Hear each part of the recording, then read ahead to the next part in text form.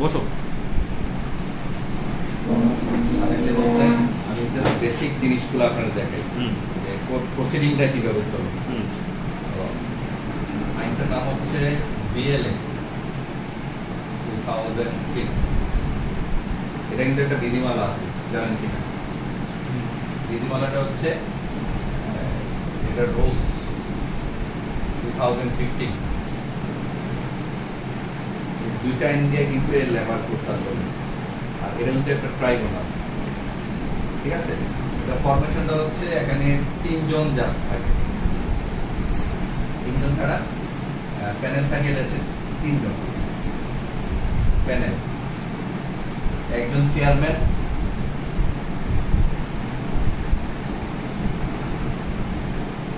আরেকজন হচ্ছে শ্রমিক ইউনিয়নের বা ট্রেড ইউনিয়ন, যারা ওই ইউনিয়ন থেকে একজন রিপ্রেজেন্টেটিভ, আরেকটা হচ্ছে মালিক পক্ষের রিপ্রেজেন্টেটিভ এমপ্লয়ার থেকে একজন থাকে। উনি হচ্ছে চেয়ারম্যান, উনি মেম্বার, উনি হচ্ছে মেম্বার, CMM, চিফ মিনিস্টার নামে, ঠিক আছে? এই 3 জন হচ্ছে ফরমেশন। কথা হচ্ছে 3 জন কখন বসে আর একজন কখন বসে। বসে কিন্তু 3 জনই একসাথে। যখন ট্রেড ইউনিয়ন রিলেটেড কোনো ইস্যু থাকে তখন এই 3 জনে ডিসাইড করে, মেজরিটি ডিসিশন ফাইনাল হয়। ট্রেড ইউনিয়ন কোনো রিলেটেড ইস্যু থাকে, আর যদি পার্সোনাল ক্লেম থাকে শুধুমাত্র চেয়ারম্যান থাকে। আচ্ছা আচ্ছা, এটা একটা কনফিউজিং বিষয়, রেডিও অর্ডিনারি কোর্টের মতো না। ট্রেড ইউনিয়নের বিষয়ে 3 জন বসে। হ্যাঁ, ট্রেড ইউনিয়ন বা কোম্পানি মেজর ডিসিশন রিলেটেড যদি কিছু থাকে, ইনফ্রাস্ট্রাকচার বা ফ্যাক্টরি রিলেটেড কোনো কিছু থাকে, তাহলে 3 জন থাকে। কারণ কি, এখানে মালিক পক্ষের কিছু বক্তব্য থাকে, এমপ্লয়িদের কিছু বক্তব্য থাকে। তো এমপ্লয়িদের থাকে একজন রিপ্রেজেন্টেটিভ থাকে, মালিক পক্ষ থেকে একজন রিপ্রেজেন্টেটিভ থাকে। তখন চেয়ারম্যান এখানে যেটা হয় যে আম্পায়ারের ভূমিকা পালন করে।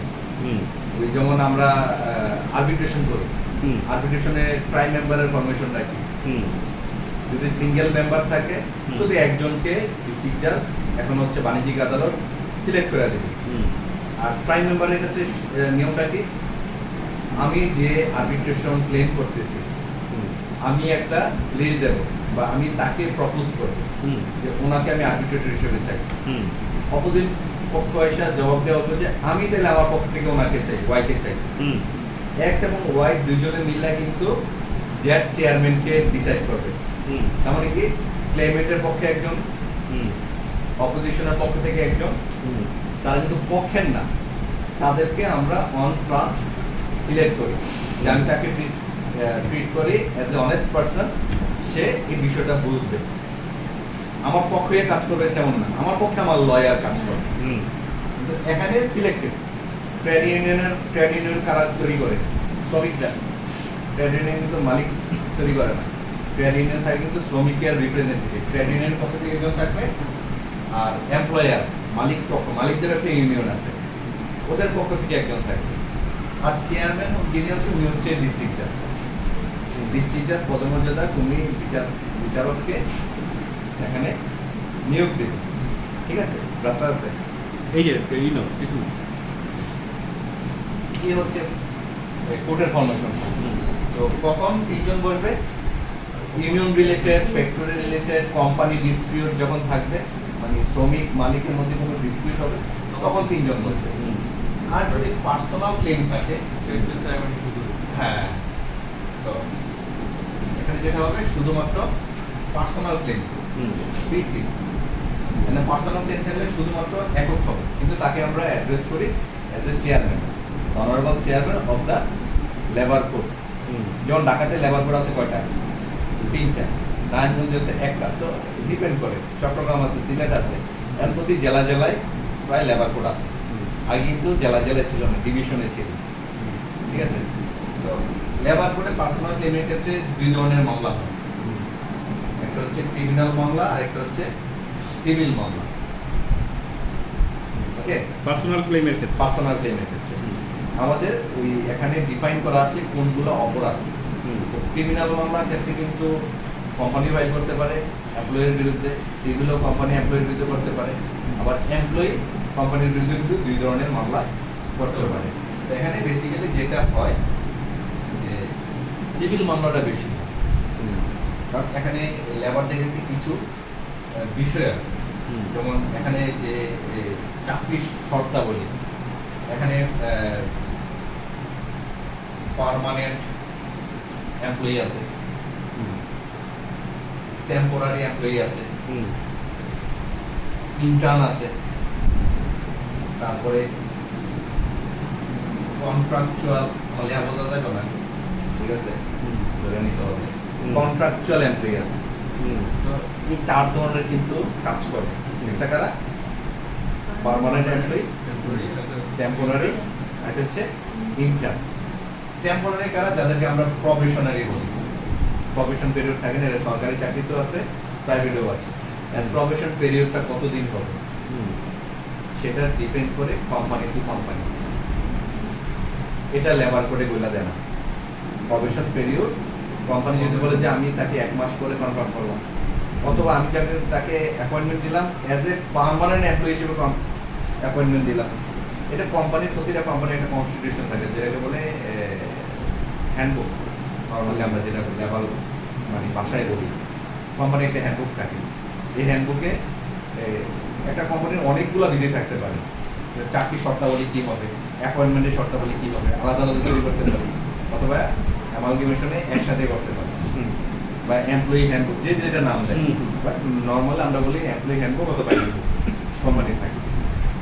এমপ্লয়ি হ্যান্ডবুক অথবা হ্যান্ডবুক, হ্যান্ডবুক কোম্পানির হ্যান্ডবুক, ওখানে যে চাকরির শর্তাবলী কী হবে এটা থাকে, এটা থাকে। তো পার্মানেন্ট এমপ্লয়িদের জন্য কিছু বেনিফিট, ফুল বেনিফিট থাকে। টেম্পোরারি বা প্রফেশনারির জন্য কিছু থাকে।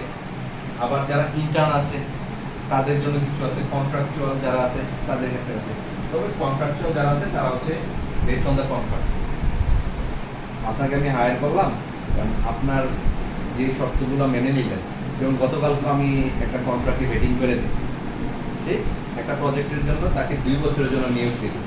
2 বছরের মধ্যে সে কী করতে পারবে কি করতে পারবে না, কেউ যদি 2 বছর আগে আনরিজনেবল ছেড়ে দেয় তাহলে কী হবে, না ছেড়ে দিলে কী হবে। তো চাকরির নিয়োগ এবং শর্তাবলী এটা ডিপেন্ড করে কোম্পানি এবং হচ্ছে তার এমপ্লয়ির মধ্যে যে চুক্তির শর্তাবলী থাকে। কিন্তু এই শর্তাবলী অবশ্যই লেবার অ্যাক্ট যেটা আছে 2006, বাংলাদেশ লেবার অ্যাক্ট বা বাংলাদেশ শ্রম আইন যেটা বাংলাতে এখন, আর বিধিমালা 2015, এই দুইটার কোনো প্রভিশনের সাথে ভাইলেট হতে পারবে না। বসে শর্তাবলী এই থাকবে, কিন্তু এমন কোনো প্রভিশন তৈরি করা যাবে না যেটা এই দুইটা আইনকে ভাইলেট করবে। এখন প্রথম শর্ত হচ্ছে বাংলাদেশ লেবার অ্যাক্ট, আইনটার নাম কি ইংলিশে যদি বলি, বা বাংলা হচ্ছে বাংলাদেশ শ্রম আইন 2006, কিন্তু ইংলিশে এটা ইউএনডিপি ট্রান্সলেট করছে, যদি সংসদ আমাদের আইন মন্ত্রণালয় বডি ইউএনডিপি করছে বাংলাদেশ লেবার অ্যাক্ট লেখা, কিন্তু লেবার অ্যাক্টে LABOU আর লেবার নাই। লেবার অ্যাক্টে লেবার শব্দ নেই, আছে কি ওয়ার্কার 265, এখানে বলা আছে ওয়ার্কার। কেন? লেবার শব্দটা অ্যাকচুয়ালি মেইন মাইন্ডে ইউজ করা হয়, আর এটা এনসিয়েন্ট টাইম থেকে যে ইজ এ লেবার, তার মানে তাকে আমি কি করতেছি, আন্ডারমাইন করতেছি শব্দটার মাধ্যমে। যেমন একটা এক্সাম্পল দিই, যেমন এই যে মায়ানমার আছে না, রোহিঙ্গা ইস্যু, এটা কিন্তু চলে আসতেছে ব্রিটিশ আমল থেকে, তারও আগ থেকে, কিন্তু ব্রিটিশ আমল থেকে বেসিক্যালি এটা চলে আসতেছে। তারপর যেটা শুরু হয়েছে যে সিটিজেনশিপ অ্যাক্ট নিয়ে। সিটিজেনশিপ অ্যাক্টটা কেন তৈরি করছে? ওরা বলতেছে যে 1773 বা তার আশপাশ যখন ব্রিটিশটা এই অঞ্চলে আসলো, তার পূর্বে যাদের উত্তরাধিকাররা এখানকার স্থানীয় ছিল তারাই বার্মিজ, তারা এখানকার সিটিজেন। আদার দেন দ্যাট তাদেরকে তারা একটা শব্দ হিসাবে ইউজ করা হয়, কালা। হুম। সে হোক হোয়াইট চামড়া, ব্রাউন চামড়া, ব্ল্যাক চামড়া, তাদেরকে অ্যাড্রেস করতো কি কালা হিসেবে। আমরা বলি না foreigner, you are black, western কান্ট্রিতে বলে, ওরা বলে কালা। কালাতে বোঝায় তুমি বার্মিস না। হুম। হইতে পারে তুমি আজকে 300 বছর ধরে এখানে আছো, তোমার পরিবার আছে, but you are not Burmese, কারণ তোমার পূর্বপুরুষ এখানকার স্থানীয় না। যখন ব্রিটিশ এসে 1935-এর মাধ্যমে এখানে যেটা করলো, যে ইন্ডিয়ান অ্যাক্ট করলো, তখন কিন্তু এখানে ইন্ডিয়ানরা, অন্যরা সবাই কিন্তু বসবাস করা শুরু হলো, বাঙালিরও গেছে কিছু। আর রোহিঙ্গা অঞ্চলটা ছিল মুসলিম অধ্যুষিত, এবং দ্বিতীয় বিশ্বযুদ্ধের সময় রোহিঙ্গারা ব্রিটিশদের পার্ট নিয়েছিল, আর বার্মিসরা ছিল জাপানের পার্ট। দ্যাটস ওয়াই কিন্তু রোহিঙ্গাদের সাথে একটা Conflict. মানে হিস্টোরিক্যাল কনফ্লিক্ট, মানে তারা নিজেদের জন্য যুদ্ধ করে না, কেউ জাপানের জন্য যুদ্ধ করতেছে এখন পর্যন্ত, কেউ আর একদম ব্রিটিশের। ব্রিটিশের জন্য করতেছে। ঠিক আছে, এটা বলার কারণ হচ্ছে এখানে যে লেবার শব্দ দ্বারা আমরা একটা আইডেন্টিক্যাল ফ্রেমওয়ার্ক তৈরি করে নিতেছি। যেমন ওরা যেমন বলে কালা, হুম। তার মানে তুমি বার্মিস না। লেবার দ্বারা নিচু করতেছে। নিচু পদের মানুষ, তুমি নিচু শ্রেণীর মানুষ। তখন এটা এমন করে বলবো কি ওয়ার্কার শব্দটা তৈরি করবো।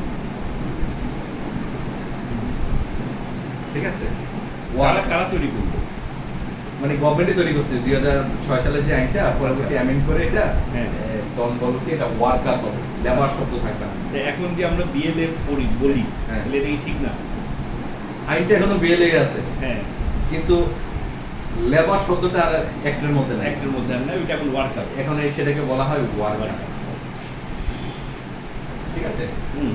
তো লেবারের বা ওয়ার্কারের মধ্যে আবার ডিফাইন করা আছে হুম। কারা ওয়ার্কার, কারা এমপ্লয়ি, কারা এমপ্লয়ার, তিনটা জিনিস। ঠিক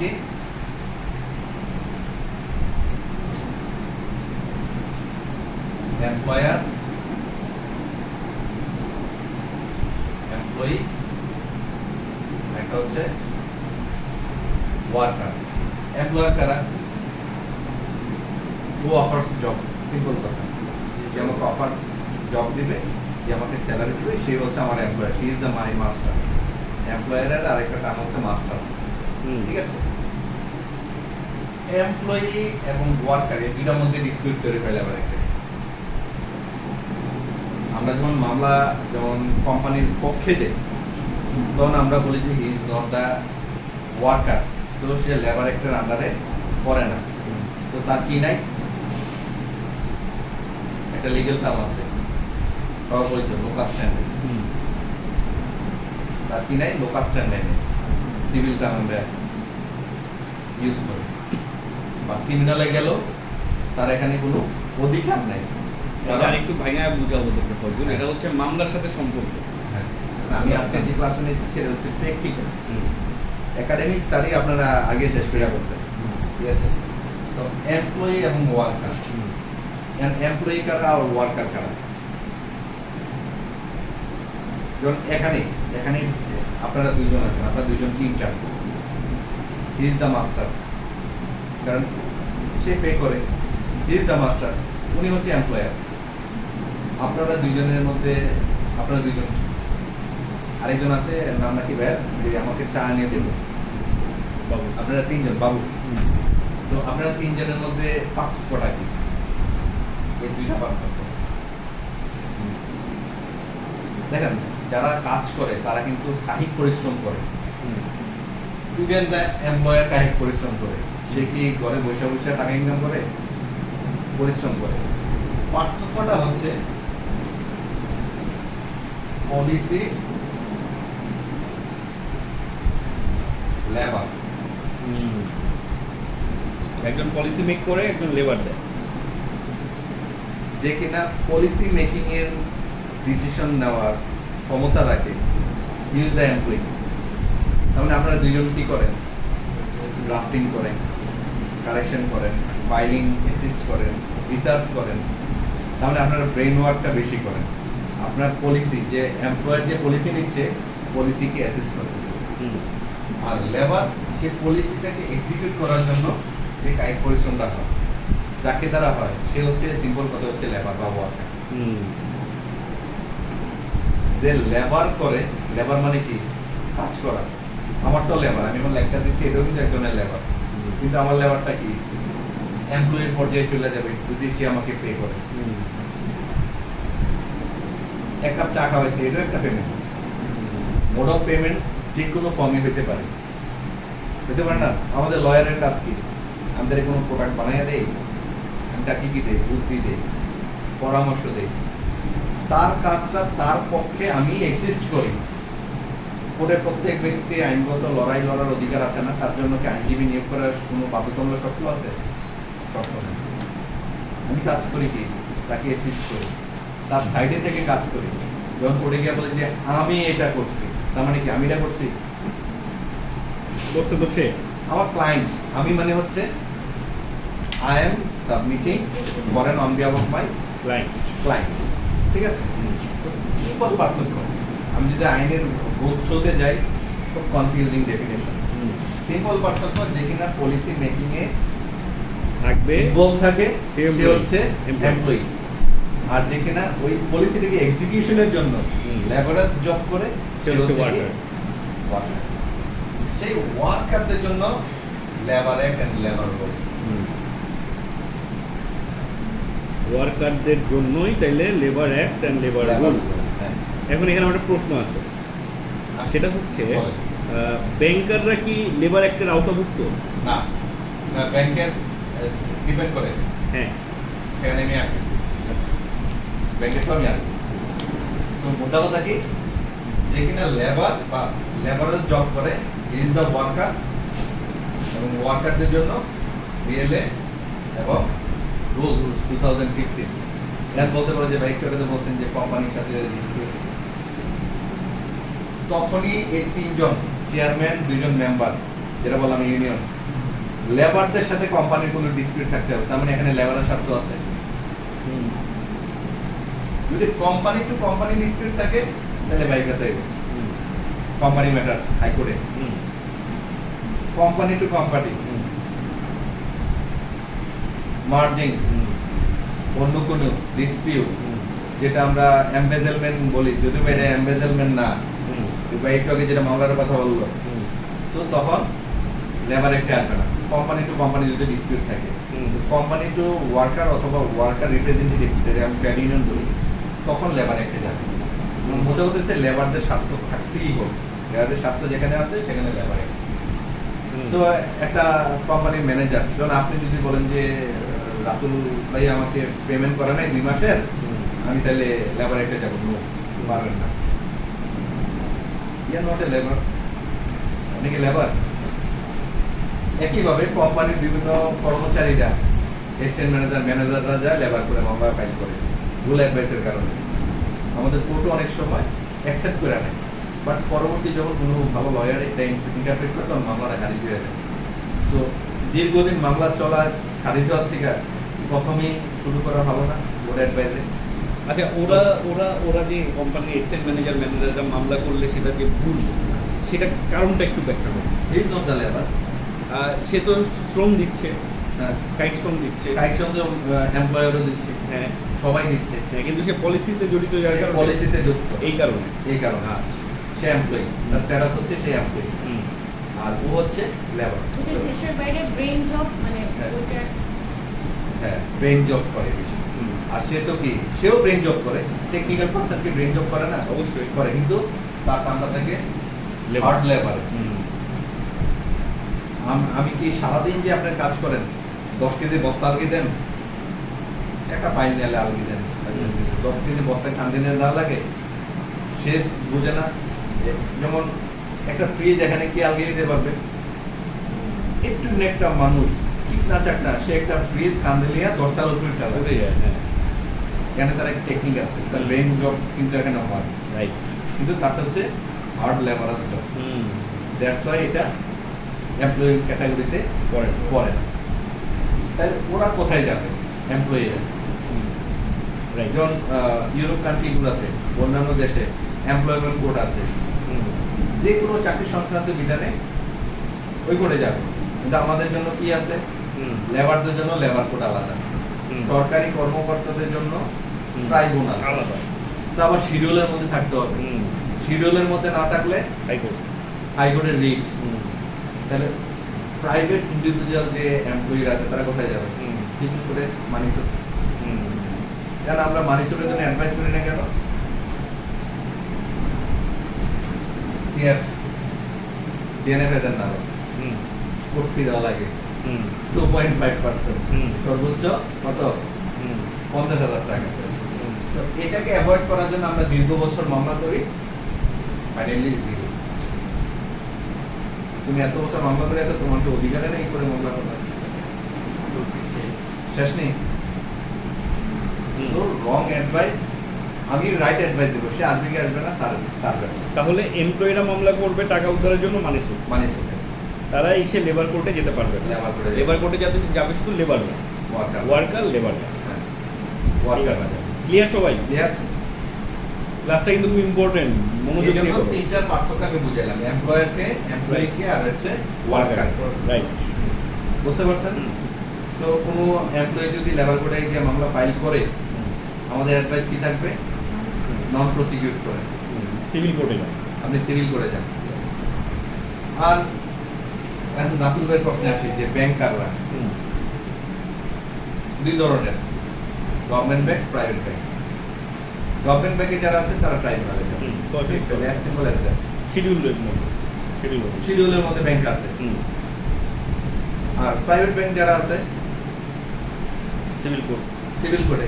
প্রাইভেট ব্যাংকের ওয়ার্কাররা যারা আছে, ড্রাইভার, পিয়ন, তারা এসে আসতে হবে লেবার লেবার দেবে আসতে। এটা যে কোনো কোম্পানি, এটা ন্যাশনাল অথবা মাল্টি ন্যাশনাল কোম্পানি, এটাই হোক। অর্থাৎ বাংলাদেশে রেজিস্টার্ড or আনরেজিস্টার্ড, হুম। এটা একটা বিষয়। আনরেজিস্টার্ড কোম্পানিও যেতে পারে, কোম্পানির এমপ্লয়ি অথবা যারা আছে। রেজিস্ট্রেশন করা এমপ্লয়ারের দায়িত্ব। আমি ওখানে লেবার দিছি, সো আমাকে তুমি পে করতে হবে, অ্যাজ সিম্পল অ্যাজ দ্যাট। হুম যদি পে না করো আমি কোর্টে যেতে পারবো। হুম এবং লেবার কোর্টগুলা লুক আফটার করে আইএলও। আইএলও।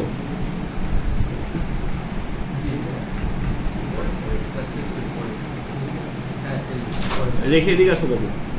হ্যাঁ তারপর হ্যাঁ লেবার কোর্ট লুক আফটার এবং ফান্ডিং করে কারা? আইএলও। আমাদের শ্রম অধিদপ্তর আছে, আমাদের একটা অধিদপ্তর আছে, শ্রম অধিদপ্তর, কিন্তু এটা মূলত লুক আফটার করে ILO. ILO is an independent international organisation.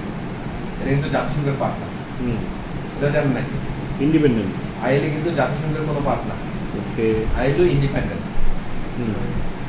এবং আমাদের লেবার কোর্টে যত ফান্ড হয় ম্যাক্সিমাম ফান্ড কিন্তু আইএলওতে, আচ্ছা এবং আইএলওর প্রেসারের কারণে এই লেবার কোর্ট তৈরি করা। ওকে।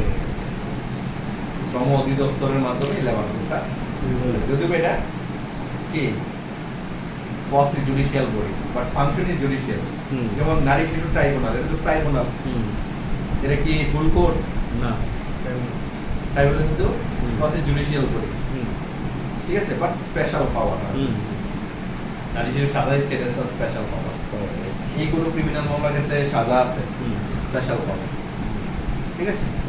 তো এখানে কয়েকটা শব্দ মনে রাখতে হবে লেবার কাজ করার জন্য। জি। ডিসমিসাল, ডিসচার্জ, টার্মিনেশন, ঠিক আছে, রিমুভ হবে। একটা হচ্ছে সাসপেনশন। এই টোটাল 5টা টার্ম আমাকে মনে রাখতে হবে। কখন ডিসমিস হয় বলেন তো আপনি? বরখাস্ত করে দিচ্ছে যখন। এটাও বরখাস্ত, এটাও বরখাস্ত, এটাও কাইন্ড অফ বরখাস্ত, এটাও বরখাস্ত, আর এটা স্থগিত। স্থগিত। ওপরে 4টা শব্দ কিন্তু সমার্থক শব্দ হচ্ছে বরখাস্ত, প্রতি শব্দ যেটা বলি। কখন ডিসমিসাল হয়, কখন ডিসচার্জ হয়, কখন টার্মিনেশন হয়, কখন রিমুভাল হয়।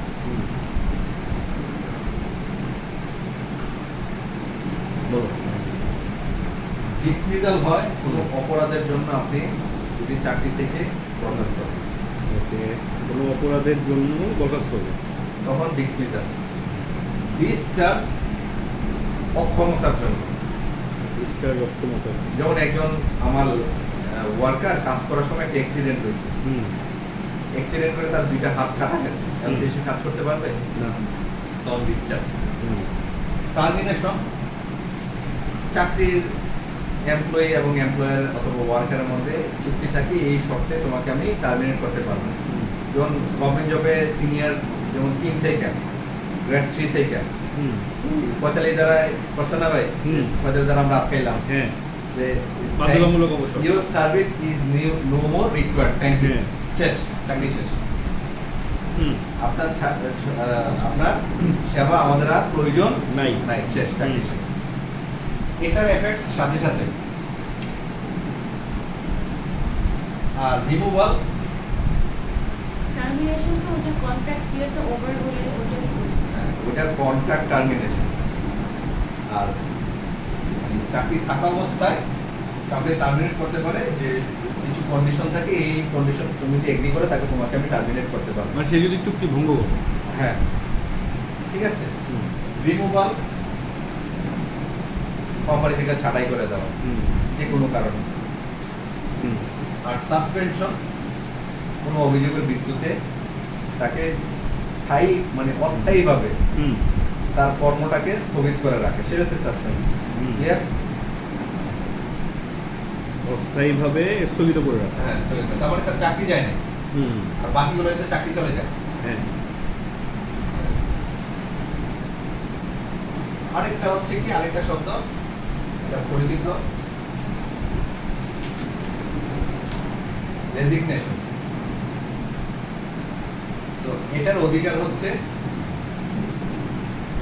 এমপ্লয়ি আর হচ্ছে ওয়ার্কার। হুম। এমপ্লয়ার কি রেজিগনেশন করতে পারে যে আর করলাম না চাকরি, যা ছেড়ে দিলাম কোম্পানি? এমপ্লয়ার করতে পারে, এ তো মালিক। যদিও বা company individually itself a legal entity. হুম। আমরা সোলোমন ভার্সেস সোলোমন কেস এটা স্টাবলিশ হয়েছে, মনে আছে? Solomon versus Solomon case company বা ইন্ডাস্ট্রিয়াল লতে আমরা এটা বলছিলাম, সোলোমন ভার্সেস সোলোমন কেস। এটা এটা ওয়েল নোন কেস, ভাই আরো ভালো জানে। এখানে বলছে কি, company is A legal entity, ঠিক আছে? আর আমরা বেসিক লতেই করি যে কোম্পানি ইজ এ পার্সন, ওই কনসেপ্টটাই কিন্তু এই কনসেপ্টটা আছে, হুম। Company is a person. আর কোম্পানির এমডিরা কার? এমডিটা হচ্ছে কার? এটা সোলোমন কেসে আসছে যে they are the brain of the company. Company তো একটা আর্টিফিশিয়াল পার্সন, নিজে চলতে পারে না। না। তাহলে চালানোর জন্য, মানুষকে চালানোর জন্য কি দরকার? ব্রেইন দরকার। কোম্পানির ব্রেইন হচ্ছে ম্যানেজিং কমিটি বা বোর্ড যেটা থাকে, হুম। ওরা, ঠিক আছে? আর বাকি যারা আছে এমপ্লয়ি ওয়ার্কার, তারা হচ্ছে চালিকা শক্তি। তাদের যার হাত পা ছাড়া আমরা চলতে পারবো, আমার ব্রেইন আছে, আমার ব্রেইন কাজ করে কিন্তু আমি চলতে পারি, তার মানে কি আমি কমাতে আছে। সো এই কনসেপ্ট থেকে যে বিষয়টা, আমরা একটা সাবজেক্ট স্পেশালাইজেশন শুধুমাত্র এই কনসেপ্ট থেকে, যে আমার ব্রেইন আছে কিন্তু আমার এমপ্লয়ি এবং এমপ্লয়ারদের মধ্যে দূরত্ব আছে, তাহলে কোম্পানি চলবে কিভাবে? এটা ম্যানেজমেন্ট দরকার। হুম।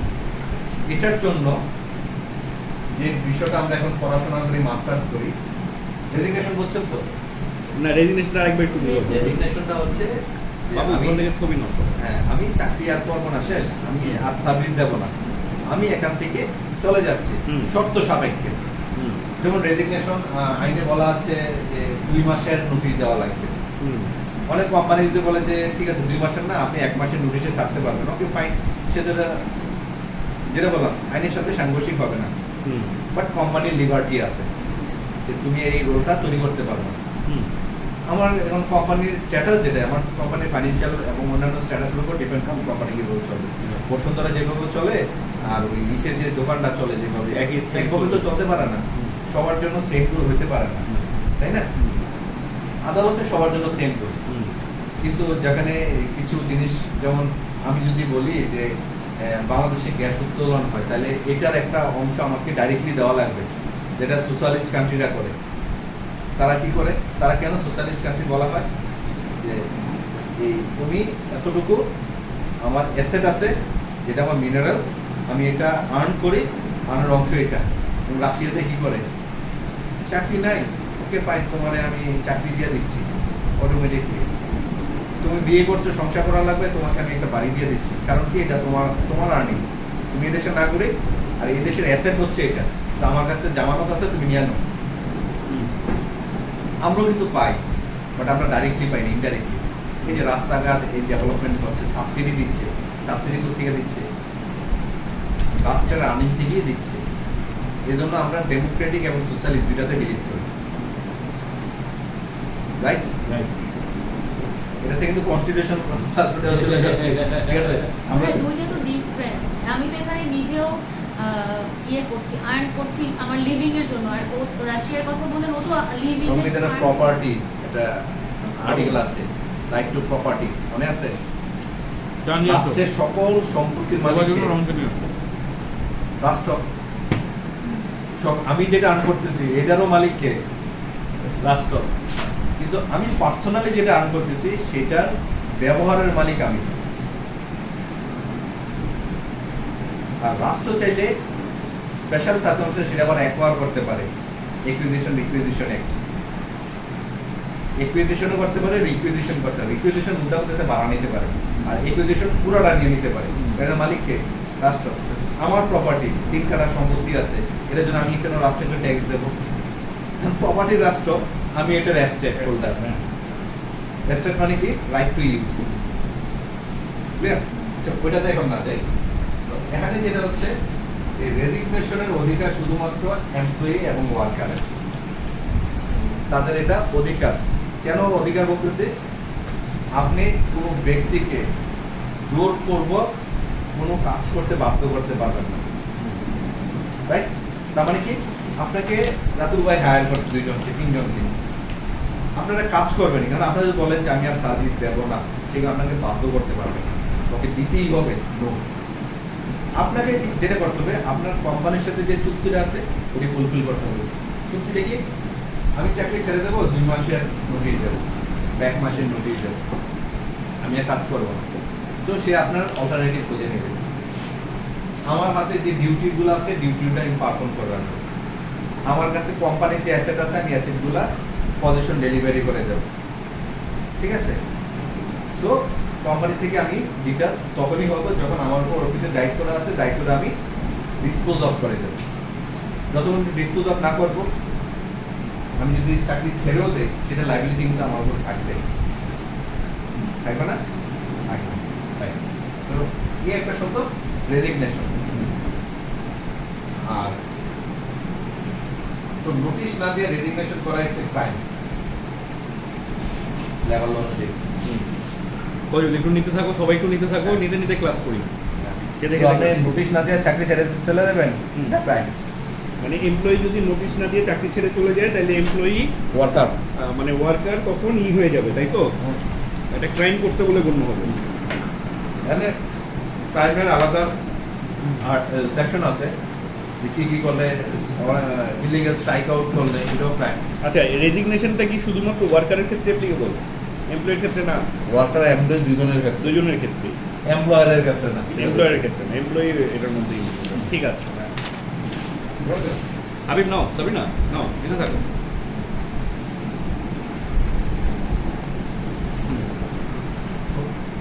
এখানে খেলা হয় কিন্তু টার্মগুলা নিয়ে, এই টার্মগুলা নিয়ে কিন্তু খেলা হয়, শব্দগুলা নিয়ে। ক্লিয়ার? আর নোটিশ মোস্ট ইম্পর্টেন্ট। বলে যে আমি নোটিশ দিছি, সে বলে যে আমি নোটিশ পাইনি, বা ইন অ্যাকর্ডেন্স উইথ ল নোটিশটা হয় নাই, বা তাকে 1 মাসের নোটিশ দেওয়ার কথা ছিল, 7 দিনের নোটিশ দেওয়া চলে গেছে। ডিসপিউটগুলো এখান থেকে অ্যারাইজ হয়। নোটিশ আপনাকে সার্ভ করতেই হবে, যদি সেখানে বলা নাও থাকে, নোটিশ দেওয়া বাধ্যতামূলক। কেন বলেন তো? ধরেন আইনে বলা নাই, ওদের এমপ্লয়ি হ্যান্ডবুকে বলা নাই নোটিশের কথা, তারপরে নোটিশ দিতে হবে কেন? আউট অফ মোরালিটি থেকে No. কেসটাতে Where there is a statutory law, there is no morality. এটা তো এসআর এক না যে ইকুইটেবল ল। অডি অল্টারাম পার্টেন।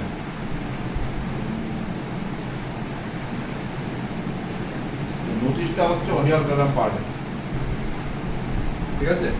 তো আপনাকে নোটিশ দিতে হবে, না বলা থাকবে। আচ্ছা, এইখানে নোটিশটা ফজলুল, এটা আমাদের কার নোটিশ হিসেবে আমরা এই করতেছি? ওয়ার্কার কোম্পানি যদি আপনাকে ছেড়ে দেয়, কোম্পানি আপনাকে নোটিশ দিবে। ও কোম্পানি ছেড়ে দিবে সেই নোটিশটা? আমি ওয়ার্কার যদি চাকরি ছেড়ে দেয় আমাকেও নোটিশ দিতে হবে। তো এটা বস চাই। কিন্তু অডি অল্টারনেম পার্ট টাইমটা হবে কার ক্ষেত্রে? দুইজনের ক্ষেত্রে। দুইজনের ক্ষেত্রে। জি বলেন। ভাইয়া ডিউরিং দ্য প্রবেশন পিরিয়ড ওটা তো নোটিশ দেওয়া লাগে না। আসতেছে।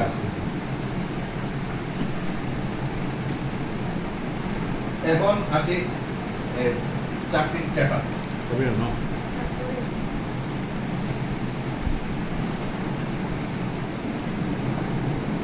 ওয়ার্কার কি?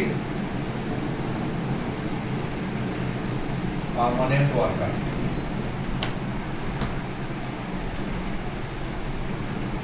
প্রফেশনালি। আর কি বললাম? ইন্টার্ন। এটা কন্ট্রাকচুয়াল, ঠিক আছে? পার্মানেন্ট কি? যে কিনা কোম্পানি থেকে পার্মানেন্ট স্ট্যাটাস পাই। মানে কিভাবে হয়? চাকরিগুলো প্রথমে সার্কুলার হয়, ইন্টারভিউ বা পরীক্ষা যেভাবে দেবে নেই, কোম্পানির ডিপেন্ড করে। বাধ্যতামূলক না, তাকে আমার এক্সামিনেশন নিতে হবে, আমি এমনিও হায়ার করতে পারি। অ্যাপয়েন্টমেন্টের পরে তার জয়েনিং হয়।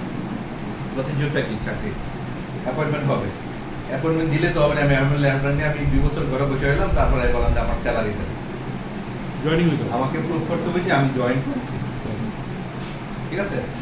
জয়েন্ট আমার অ্যাকসেপ্ট হতে হবে, ওটা একটা অ্যাকসেপ্টেন্স লেটার থাকে। তারপরে কি? আমাকে প্রথম আমি প্রফেশনাল হিসেবে থাকবো, চাকরির ক্ষেত্রে প্রফেশনাল হিসেবে থাকবো, রাইট? প্রফেশন পিরিয়ড হ্যান্ডবুকে থাকে। আমি 3 মাসে প্রফেশনাল, 6 মাসে, এটা আমার চাকরির স্যাটিসফ্যাক্টরির উপর করে। প্রফেশনে কেন রাখা হয়? ওকে, ইন্টারভিউতে সে বলছে যে হি লাইকস কি ট্রাভেলিং। যেমন ট্রাভেল এজেন্সিতে আমরা কি লিখবো সিভিতে?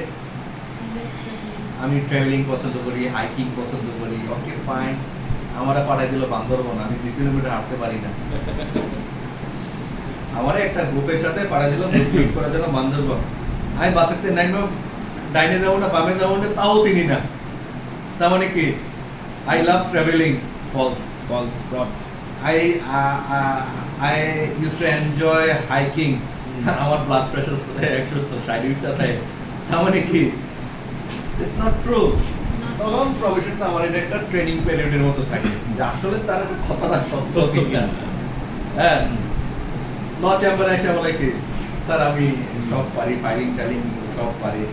তারে যদি একটা ট্রান্সফার কেস টাকা 10 করতে গাইড না দাও, সিএমএম থেকে ট্রান্সফার হয়েছে, 2 মাস হয়েছে, কেসের নাম্বারে খুঁজে পায় না। সে জানে না লেজার কোথায়, কোন লেজারে ইনপুট থাকে, কোন লেজারে আউটপুট থাকে, কোনটা রিসিভিং খাতা, মহানগরের কয়তলায় এই ট্রান্সফারের খাতাগুলো থাকে, সে এড়িয়ে চিনে না। তার মানে কি? সে ফলস। তার মানে 2 দিন কাজটা দিয়ে দেখো যে না, তাকে দেওয়ার হবে না। তখন তাকে আমি টার্মিনেট করার রাইট রাখি, রাইট? তখন কিন্তু তার লিয়েন আসে নাই। লিয়েন মানে কি? Right two approve. আমার এটা এনজয় করার অধিকার আছে, এটা তো লিয়েন, যে এই এমপ্লয়মেন্ট লতে যেটা বলে। তার মানে কি? সে এখন পর্যন্ত এইটুকু অধিকার অর্জন করে নেয়, যেটার জন্য তাকে আমার এতদিনে নোটিশ দিয়ে তারপরে চাকরি থেকে বরখাস্ত করা লাগবে, ফুল বেনিফিট দিয়ে মুখ। সে আমার এখনো কি রিকোয়ারমেন্টে স্যাটিসফাই করতে পারে না। So I have the right two terminate this worker as a কি এমপ্লয়ার, রাইট? প্রফেশন গেল, প্রফেশন পিরিয়ড করে আমি স্যাটিসফাইড, তাকে আমি পার্মানেন্ট এমপ্লয়ার হিসেবে কনসিডার করে নিলাম। এটা একটা ডেজিগনেশন। যে পোস্টে সে হোক না কেন, ড্রাইভার হোক, পিয়ন হোক, অন্য কোনো ওয়ার্কার হোক, ক্লিনার হোক, ঠিক আছে? তো পার্মানেন্ট হয়ে গেল। পার্মানেন্ট যখন হবে তখন আমার কিছু বেনিফিট তাকে দিতে হবে। কি কি? আর ইন্টার্ন এটা সিম্পল বিষয়। ইন্টার্ন জন্য আমরা শিক্ষানবিশ রাখি, আমি তাকে বাধ্য না পেমেন্ট করা, কিন্তু যদি চুক্তিতে বলা থাকে ইন্টারন্যাশনাল কোনো কন্ট্রাক্ট থেকে তাকে লামসাম অ্যামাউন্ট আমি দিতে পারি, তখন আমি দিতে বাধ্য। ঠিক আছে? ইন্টার্ন ফুল বেনিফিট ক্লেম করতে পারে না। ঠিক আছে? ইন্টার্নকেও আমি টার্মিনেট করার রাইট রাখি। কন্ট্রাকচুয়াল এটা কন্ট্রাক্টের শর্ত অনুযায়ী ডিপেন্ড করে, যে শর্ত হবে, বা শর্ত অবশ্যই কি লিগ্যাল পারপাস হইতে হবে। কন্ট্রাক্ট ল পারছেন না, পারপাস শুড বি লিগ্যাল। কারণ আপনার যদি আমি কন্ট্রাক্ট করলাম, আপনি আমার 5 কেজি গাঁজা দিবেন, এর বিনিময়ে আমি এটা দেবো না। ঠিক আছে? সো এটাও তো একটা agreement, not contract. An agreement enforceable by law is a contract. Contract এর সংজ্ঞা অনুযায়ী, আমার সংজ্ঞা না। ঠিক আছে? An agreement is not enforceable by law is not a contract. আর এগ্রিমেন্টটা কি হইতে হবে? Obviously legal and valid purpose হইতে হবে, which is not voidable. Voidable forever, performance এর ক্ষেত্রে। Clear ভাই? Clear. Correct me if I am wrong. হ্যাঁ, yes, you are absolutely Okay. Right. আচ্ছা, এইখানে ফজল আমার একটা জায়গায় একটু ক্লিয়ার হওয়া লাগবে, সেটা হচ্ছে ওই যে প্রবেশনারির জায়গাটা, যেটা হচ্ছে যদি লিয়েনটা না আসে, এখন লিয়েনটা সাধারণত কতদিন পর আসে, কি এই ব্যাপারটা একটু আমাদের দেখতে হবে। পার্মানেন্ট হওয়ার পরে, পার্মানেন্ট হওয়ার পরে, তাহলে পার্মানেন্ট হওয়ার আগ পর্যন্তই তো সে প্রবেশনারি, প্রফেশনাল সেই সময় তো তাকে নোটিশ ছাড়াই করে যাচ্ছে যাচ্ছে। যাচ্ছে না? যদি সে ওই হ্যান্ডবুকে এটা থাকে, আবার হ্যান্ডবুকে যদি থাকে যে আমি প্রফেশনাল কি করব, নোটিশ দেব, তখন তখন কোম্পানি দিতেই মানতে হবে। বাধ্য, হ্যাঁ, এটাই। মানতে বাধ্য। ঠিক মানে আছে? হ্যান্ডবুকটাও ফলো করতে হবে। হ্যান্ডবুক। সো আমরা যখন লেবারের কাজ করবো, অবশ্যই প্রথমে হ্যান্ডবুক দেখবো। উনি এসে অনেক কথা বলবে, শুনবেন, বাট বিলিভ করবেন না। তাকে বলতে হবে হ্যান্ডবুক নিয়ে আসেন। হ্যাঁ। যেমন কিছুদিন আগে আমার গ্রামে আমি ঈদ করতে গেছি বাড়িতে, চাটা একটু নিতে থাকো, ঠান্ডা হয়ে যাচ্ছে। ফাইল নিয়ে চলে আসছে আমার নাও। কাছে। আবে এই নেন না। হুম, হুম। অনেক কথা বলছে, কারণ এদের এক একজন কাছ থেকে এক এক ইনফরমেশন আছে, শুনছি। ওই ব্যক্তি জেলে ছিল, জেল থেকে বাড়িছে, ফোন দিচ্ছে আমার, আমি বলছি ভাই আপনার বউ, আপনার ভাই, আপনার মাইয়া এই কথা বলছে, আমি কারোর কথা বিশ্বাস করি নাই। তোমার তো আমার সাথে মাইন্ড করে হয়েছে, আরো দুইটা বদলে নিয়ে আসবো। না হইল আমাদেরকে বিশ্বাস করলো না, ছিল তো ভাই মাইন্ড করা হয়েছে। তখন আমি বাইরে করলাম, ভাই ওরা মাইন্ড করলে আমার কিছু আসে যায় না, কারণ আমি তাদের কথা বিশ্বাস করি না, তারা হচ্ছে এই ইনফরমেশন দিছে এইসব ব্যাপারে। তখন ভাই বললো তা দিছে না। তারা কেন? ঠিক আছে?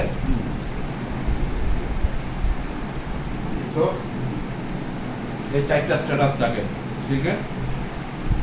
প্রথমে দেখবেন সে পার্মানেন্ট এমপ্লয়ি কিনা, দ্বিতীয় দেখবেন নাকি সে প্রফেশনালি, নাকি সে ইন্টার্ন, না সে তার জবটা কি কন্ট্রাকচুয়াল বেসিস। ঠিক আছে? আবার কন্ট্রাকচুয়াল বেসিস হইল, যেমন কন্ট্রাকচুয়াল বেসিস কি হইতে পারে, যে শর্তগুলো একটা এক্সাম্পল দেন। Contractual basis worker time frame থাকে আর টার্মস এন্ড কন্ডিশন থাকে। কি কোন একটা এক্সাম্পল দেন, এটা তো থিওরি কথা। আমার বাড়িটা করে দিবেন যতদিন লাগে, তার মানে তার বিনিময়ে এই টাকাটা আমি দিয়ে দিচ্ছি। রাইট। এক বছর কাজ করলে এক বছর চলে যাবে, এক বছর এই কাজগুলো করবে। আর এই আমরা ওই বরিশাল থেকে 1 মণ ইলিশ আপনি পরিবহন করে কারণ বাজার মার্কেটে দিয়ে দেবেন। ড্রাইভারের সাথে আমার কন্ট্রাকচুয়াল ওয়ার্কার আছে, দিস মাই কন্ট্রাকচুয়াল ওয়ার্কার। আমার বাড়িটা করে দেবেন, লেবার রাজমিস্ত্রি, সেও কি কন্ট্রাকচুয়াল ওয়ার্কার। এখন আমি পেমেন্ট করলাম না, সে কোথায় যাবে? লেবার লেবার কোর্টে। লেবার করে। ঠিক আছে? আচ্ছা, এখানে একটা প্রশ্ন বলি, বলেন ক্লিয়ার হই। সেটা হচ্ছে বাড়ির কন্ট্রাক্ট অনেক সময় লিখিত হয়, অলিখিত হয়, মানে সাধারণত এলাকা ভিত্তিক হয়তো অলিখিত কন্ট্রাক্ট আসবে। তখন সে কি লেবার কোর্টে যেতে পারবে? হুম। সেটা তখন প্রমাণ হবে কি? আপনাকে প্রুফ করতে হবে আপনি সেই বাড়ির ওয়ার্কার ছিলেন। এটা কিভাবে প্রমাণ করবে? এটা আপনি দেখাবেন আপনার কাছে। শুনুন, একটা কাজ করার পরে আমরা বলি না নো ক্রাইম ইজ পারফেক্ট। চিহ্ন রয়ে যায়। আপনি একটা কাজ করছেন, কোনো এভিডেন্স নাই, ইনফ্রাস্ট্রাকচারটা তো আছে, আর আপনি যখন মামলা করেন সাক্ষী তো দিবেন, সাক্ষী দিবেন না, সিভিল হোক ক্রিমিনাল হোক, কিন্তু সাক্ষী হবে, তারা প্রুফ করবে। তাহলে অলিখিত পার্টনার প্রুফ আপনার উপরে অলিখিত কন্ট্রাকচুয়াল লেবাররাও লেবার কোর্টে আসতে পারে, ঠিক আছে? ডিফিকাল্ট তো হবে, কন্ট্রাক্ট থাকলেও তো ডিফিকাল্ট। কত ইজি অ্যাক্সেস কিন্তু হ্যাঁ, একটু difficult but possible, not impossible, ঠিক আছে? এবার আসি ওয়ার্কারদের বেনিফিট কি। আমি যেটা বললাম যে পার্মানেন্ট ওয়ার্কারদের জন্য কিছু বেনিফিট, আর টেম্পোরারি যারা আছে তাদের আলাদা, ইন্টার্ন আলাদা, কন্ট্রাকচুয়াল আলাদা। তবে যারা পার্মানেন্ট হয়, পার্মানেন্টের জন্য সকল বেনিফিট তাদের আছে, লেবার লতে যা আছে, এবং লেবার লয়ের বাহিরে যদি এমপ্লয়ি হ্যান্ডবুকে আলাদা কোনো বেনিফিট থাকে তাহলে লেবার ল প্লাস হ্যান্ডবুক সব দিতে হবে। এনআরসি পার্মানেন্ট এমপ্লয়ের জন্য কমন কিছু বেনিফিট, পিএফ, প্রভিডেন্ট ফান্ড, এইটাই তো সব জায়গায় থাকে না, থাকতে হবে, Provident fund। দিতে হবে। আইনে বলা আছে যদি না করা হয় তাহলে এটার জন্য ফাইন বেয়ার করবে কোম্পানি। আপনি কোম্পানি রেজিস্ট্রেশন করছেন, you are bound to provide this benefits to your workers, right? Gratuity দিতে হবে তাদের। Gratuity মানে দেয়া। WPPF, worker profit participation fund থাকতে হবে।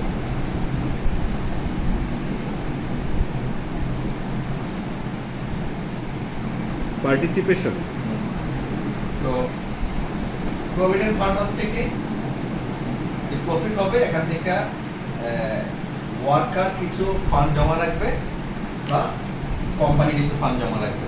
মানে এটা কি আমার স্যালারি থেকে ওরা হ্যাঁ, রেখে ইন্টারনেট। আপনি যদি 10% রাখে তাহলে এই কোম্পানি 10% রাখবে।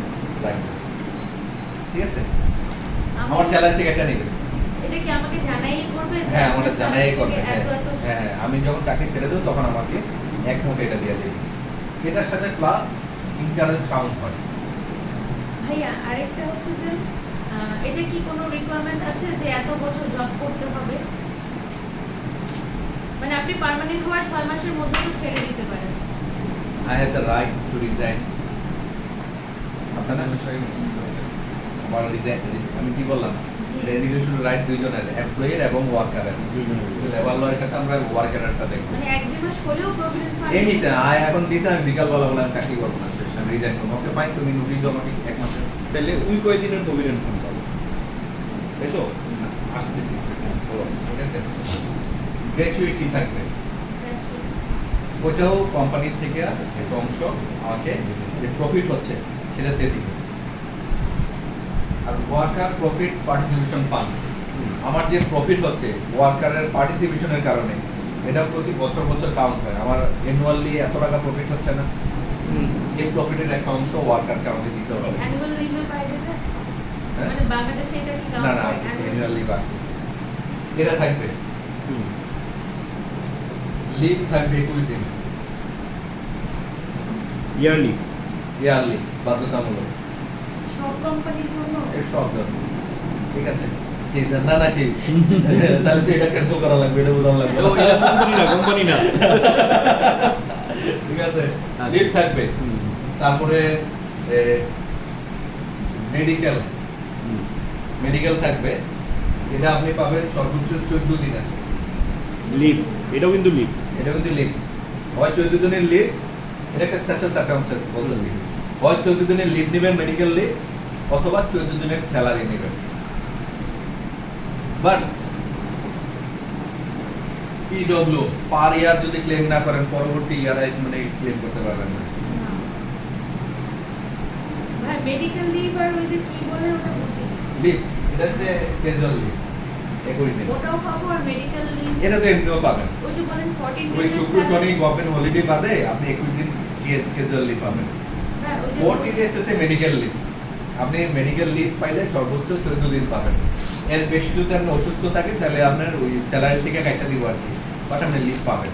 এটা কোম্পানি থেকে পারমিশন নেওয়া, সবগুলোই পারমিশন নেওয়া। যার আপনি ছুটি নিলেন, আমি বললেন যে ক্যাজুয়াল লিভ থেকে এটা নেন, তার মানে ক্যাজুয়াল লিভ থেকে কাটলো, বাট 21 দিনের আপনি স্যালারি পাবেন। 14 দিন মেডিকেল লিভ দিলেন পাইলেন, 15 দিন হইলে একদিনের বেতন কেটে রাখা হবে। ঠিক আছে, এগুলো কিন্তু Yeah. পেইড লিভ, সব পেইড লিভ। Paid leave. কিন্তু আপনি ধরেন 2025 সালে লিভ নেন নাই, মেডিকেল লিভ 26 আর 14 26 এসে বলতে পারবেন না আমার তো 14 দিনের লিভ ছিল, হয় লিভ দেন নাহলে আমার স্যালারি দেন। যে ইয়ারেরটা সে ইয়ারে নিয়ে নেবে। ক্লিয়ার? সো এটা পারবেন না। ঠিক আছে, কোম্পানি আইনে যেটা বলা আছে, এখন আমি এক্সাক্ট প্রভিশনগুলো বলতেছি না কারণ হ্যাঁ আরো এটাও- দুটো আছে না ওই যে ফেস্টিভ্যাল বোনাস আসতেছে ভাই। ইন্স্যুরেন্স, কোম্পানি আপনার জন্য ইন্স্যুরেন্স তৈরি করবে।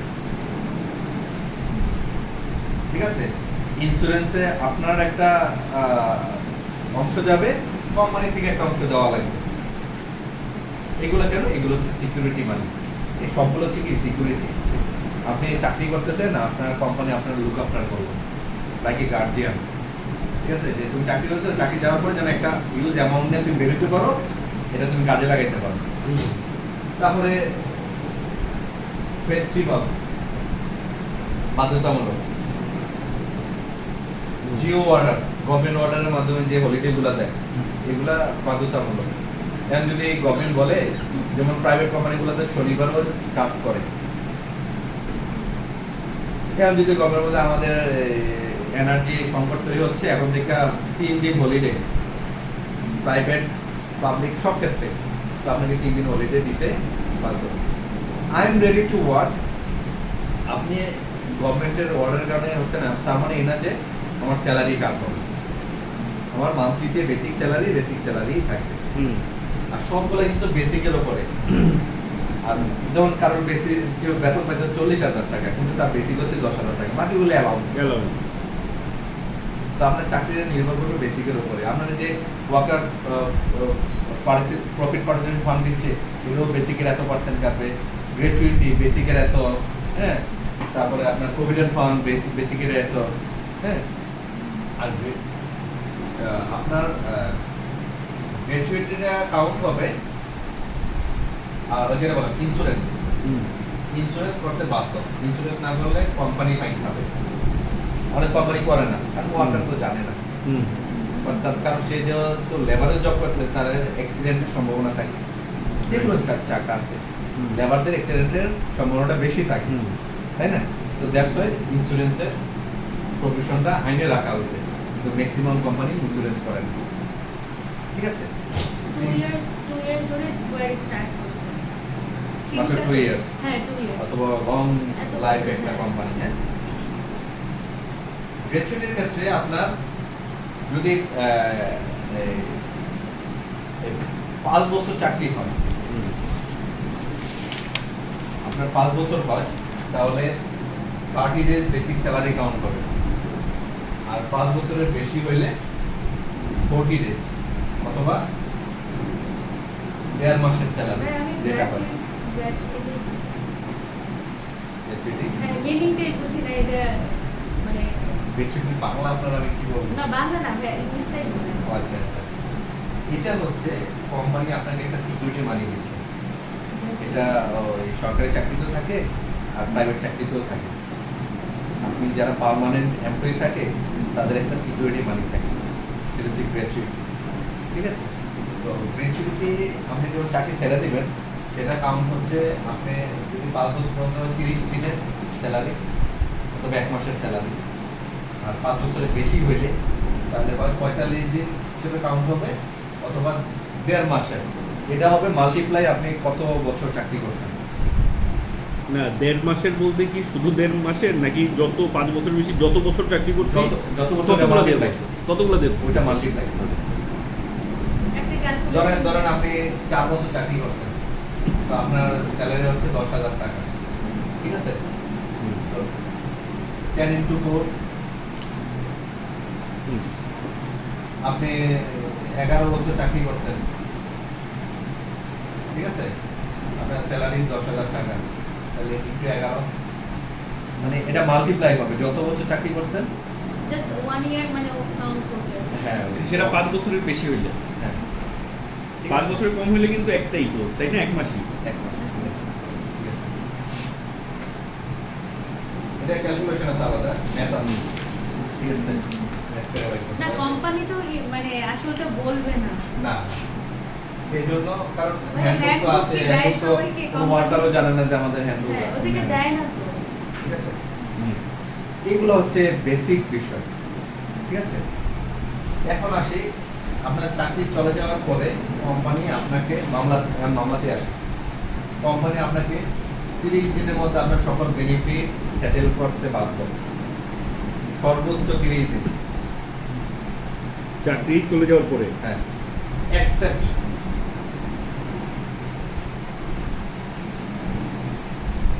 ডিসমিসাল।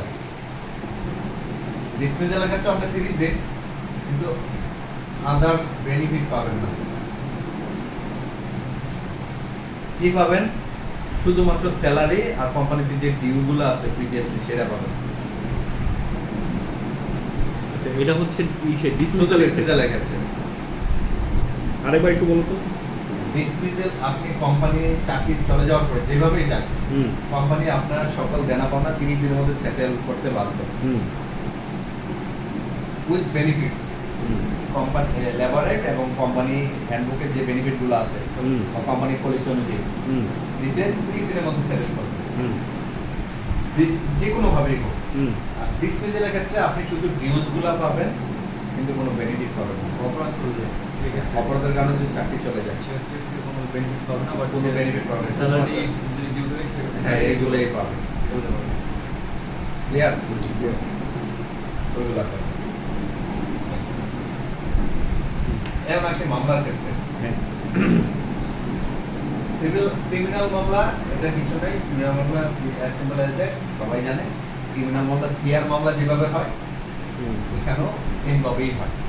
হুম, লেবার কোর্টে ব্যাপার আমি শুধু সিভিলের কথা বলি, হুম, ঠিক আছে?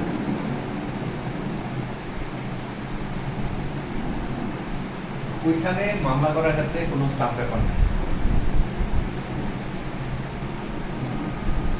আমরা সাদা কাগজে মামলা ফাইল করতে পারি। হুম। এটা কি ক্রিমিনালটাও? সব। ওকে। সো পেপারের ক্ষেত্রে হোয়াইট পেপার ইউজ করতে পারি, কোনো সমস্যা নেই। হুম, গাড়িতে দিলে দিতে পারি, আমার কষ্টে দেব। হ্যাঁ, কোর্ট ফি কত বলেন তো? সিভিল মামলার ক্ষেত্রে বেসিক জিনিস কি? কোর্ট ফি। লেবার একটা সিভিল মামলা ফাইল করতে কোর্ট ফি কত? আর সিভিল মামলা একটা ধারা হয় 130 ওয়েজেসের জন্য, বেতন ভাতা দিয়ে জন্য সেকশন 130 130। কোর্ট ফি 0। 15 টাকা দিতে লাগবে, 2 লাগবেই। কোর্ট ফি লাগবে না। প্রসেস ফি লাগে 10 টাকা। এটা হচ্ছে আপনার ওয়ার্কারের জন্য আমরা বলছি সেক্ষেত্রে যেমন হচ্ছে Worker না, worker। মানুষের ক্ষেত্রেও এটা কি অ্যাপ্লিকেবল? না না, মানি স্টোরে 2.5% করবে। সর্বোচ্চ 50,000। 2.5% along with 50% pay upon the 2.5%, ঠিক আছে? তাহলে 57,500 টাকা মতো আসে, রাইট? সর্বোচ্চ। হুম, তো এখানে হোয়াইট পেপারে মামলা ফাইল করতে পারি, কোর্ট ফি 0, কোনো কোর্ট ফি নাই, প্রসেস ফি 2টা। যতজন রেসপন্ডেন্ট থাকে হুম, 2 কপিস করে দিতে হবে হুম, আরজি, ঠিক আছে? তারপরে লিমিটেশন আছে, মামলা হাইল করতে লিমিটেশন আছে না, হুম সাইনিডে তো হইতে পারে না সিভিল মামলা। হুম লিমিটেশন হচ্ছে 12 মান্থস, যেদিন আপনার চাকরি চলে যাবে তার থেকে দিয়ে দাও সবাই 12 দিয়ে দাও মাস। হুম ঠিক আছে, এর ধরেন 12 মাসের মধ্যে মামলা হাইল করতে পারলে না, তাহলে কি হবে? হুম 12 মাসের মধ্যে মামলা ফাইল করতে পারলে না, তখন কি হবে? আমি কি খুব ফাস্ট বলতেছি? না ঠিক আছে আচ্ছা বলেন তো, লিমিটেশন এক তো আপনারা পড়ছেন না, হুম আতুল ভাই রাধে হুম উনি আমার আগে করছে, ঠিক আছে। ওখানে 3 দ্বারা কি বলা আছে? Condonation No. If the suit is barred by limitation, he cannot proceed further. It is past and closed chapter. শেষ। প্রথম দিন আপনার সুট মানে সিভিল মামলা ফাইল করার ক্ষেত্রে যদি লিমিটেশন একদিন লিমিটেড হয়, আর মামলা ফাইল করতে পারবেন এই কজে, শেষ। তাহলে আর একটা পারবেন। ওইখানে লিমিটেশন হচ্ছে 12 মাস, কিন্তু কন্ডোনেশন অফ ডিলে আছে আমরা সুট ফাইল ক্ষেত্রে। স্পেশাল বিষয় কিন্তু জেনারেল সুটে কিন্তু 5 এবং 14 দ্বারা ছাড়া কোনো কন্ডোনেশন ডিলে নেই, ঠিক আছে। এখানে লিমিটেশন অ্যাক্ট নট অ্যাপ্লিকেবল, 132 এর একদম লাস্টের প্রোভাইসিতে বলে দেওয়া আছে যে 12 মাসের মধ্যে যদি মামলা ফাইল করতে না পারেন, উইথ রিজন আপনাকে বুঝাইতে হবে কিন্তু কেন, এবং প্রত্যেক দিনের কিন্তু ব্যাখ্যা দেওয়া লাগবে। প্রত্যেক দিনের ব্যাখ্যা এই মানে না যে আমি সকাল থেকে বিকাল পর্যন্ত এত তারিখে কি করছি, পরের দিন কি করছি, নো। সাডেন পিরিয়ড যে আমি এই কারণে এতদিন পারি নাই, এই কারণে এতদিন পারি নাই। যেমন কারণগুলো কি আমার দেখাইতে হবে, যেমন কোম্পানির সাথে আমার করেসপন্ডিং ছিল, কোম্পানি আমাকে হোপ দিছে যে দিবে, অমুক তারিখে আসো, গেছি, মিটিং হয় নাই, বসায় রাখছে, আবার বলছে অমুক তারিখে আসো, যাই নাই, আমি লিগেল নোটিশ দিছি, তখন রিপ্লাই দিয়ে বলবো যে ওকে ফাইন, তুমি এত পাবা না এত পাবা, হ্যাঁ। তো এই কারণে আমার ডিলে হয়ে গেছে। সো আমি তো আমার মাস্টারের সাথে ফাইট দিয়ে পারবো না, আমি যদি মামলা ছাড়া নিয়ে আসতে পারি, এটা আমার জন্য রিজনেবল এবং ফ্লেক্সিবল হয়। এখন আমি আর না পাইলে মামলাতে আসছি, এই জন্য আমার এতদিন ডিলে হয়ে গেছে, রাইট। এইগুলো হচ্ছে বেসিক কজ, নাহলে আদার কি কজ হতে পারে। আর কনভেনশনের ক্ষেত্রে অলওয়েজ কোর্ট লেবারের পক্ষে একটু সফট থাকে সফট থাকে, কারণ তারাও জানে কোম্পানির সাথে একটা ওয়ার্কার তো ফাইট দিয়ে পারবেন, হাতে পায়ে দুটো যা নিতে পারে নিয়ে চলে আসতে পারবে।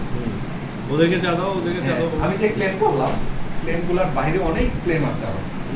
মোবাইল আছে, মোবাইল বিল দিবে, আমার লাঞ্চ দিবে, আমার কি দিবে, আমার ফেয়ার দিবে, গাড়ি ভাড়া দিবে, আমার এই বাসা ভাড়া থাকবে, অ্যালাউন্স থাকবে, যেটা গভর্নমেন্টের ক্ষেত্রে যেটা হয় কি 50%, টাকার বাইরে হলে 40%। আচ্ছা এগুলোও কি বাধ্যতামূলক দেয়া? কোনটা? এই যে মোবাইল অ্যালাওয়েন্স, যাতায়াত খরচ, হ্যাঁ, এগুলো কি বাধ্যতামূলক? এগুলো আমরা যে দেখি অনেক কোম্পানি না, এগুলো দেয় না। বাধ্যতামূলক বলতে যদি কন্ট্রাক্টে থাকে যে তোমাকে আমি এটা দেবো, কন্ট্রাক্টে যদি থাকে এখন তাহলে আমি বাধ্যতামূলক। কন্ট্রাক্ট আছে, আমি তাকে লাঞ্চ বিল দেবো না, তুমি লাঞ্চ নিয়ে আসো বাসা থেকে, আমি তোমাকে মোবাইল বিল দেবো না, হ্যাঁ, যাতায়াতের বিল আমি দেবো, যেটি কমন যে প্র্যাকটিস হয়। আমি তোমার সেফটি এনশিওর করব, হাইজিন মেনটেন্যান্সের ব্যবস্থা করব, এগুলো বেসিক। কোম্পানি যদি হাইজিন মেনটেন না করে তাহলে কোম্পানি ফাইন খাবে, মানে পরিষ্কার।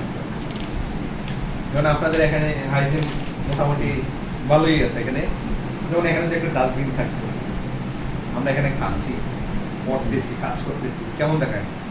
এটা হাইজিন হবে? হাইজিন হবে না। আমি টয়লেটটা পরিষ্কার না, এটা হাইজিন না। তো কোম্পানি হাইজিন থাকবে, সেফটি এনশিওর করবে, মহিলাদের জন্য স্পেশাল ব্যবস্থা থাকবে, ব্রেস্ট ফিডিং এর জায়গা থাকবে, যাদের বাচ্চা আছে তারা যেন বাচ্চায় যেন আলাদা প্লে গ্রাউন্ড থাকবে, ঠিক আছে। এগুলো হচ্ছে আইলো ডাইরেকশন, এগুলো আপনি মেনটেন করবেন, ঠিক আছে।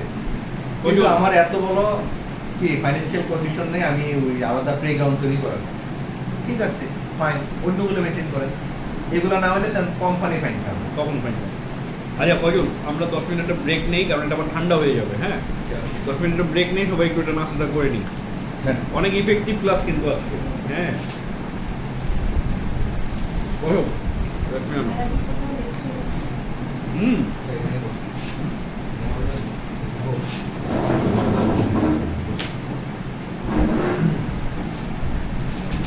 দুধ চা খাবা? দুধ চা নেবো একটা। হুম,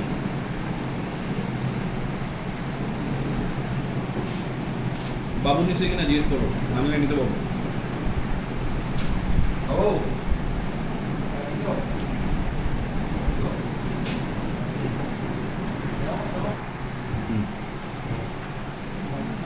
ওকে, আমি দৌড়ে যাবো। রেডি।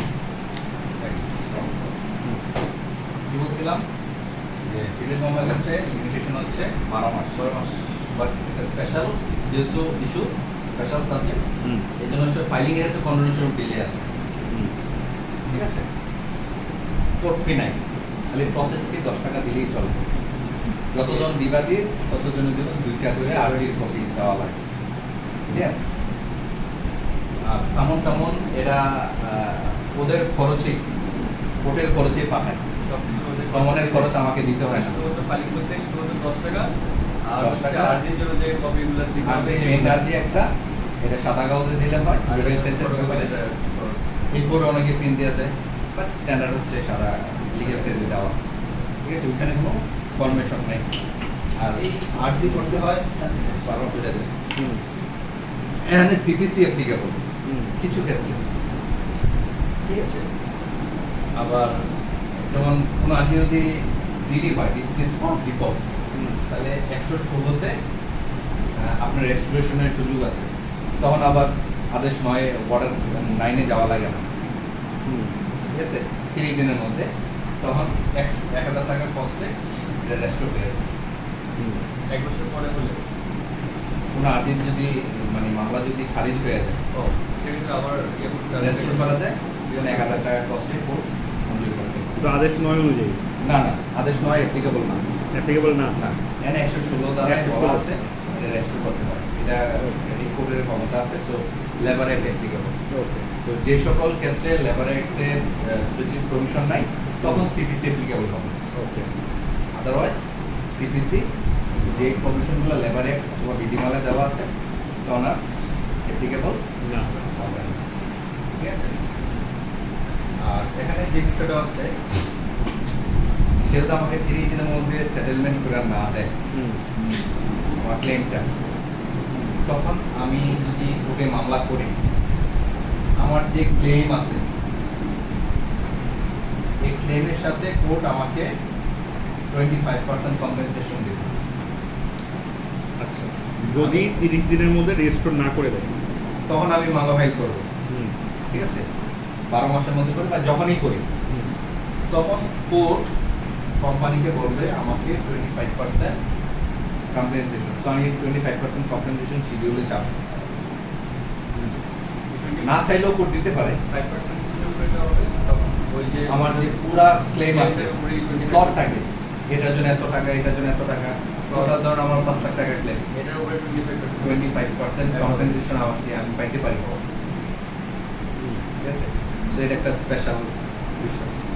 ঠিক আছে, আর এখানে যেটা হচ্ছে লেবার অ্যাপেলেট ট্রাইব্যুনাল আছে। হুম আর এখানে যে বিষয়টা হয়, বিবাদী বা রেসপন্ডেন্ট, এখানে প্লেইনটিভ বলে না, এখানে বলে ক্লেইমেন্ট। হুম ক্লেইমেন্ট ক্লেইমেন্ট আর অপোজিশন। অপোজিশন যেটা ফাইল করে আমরা সিভিল লতে করি, ডব্লিউএস ফাইল করি, রিটেস্টেড, তারা ফাইল করবে অবজেকশন। Opposition file করবে।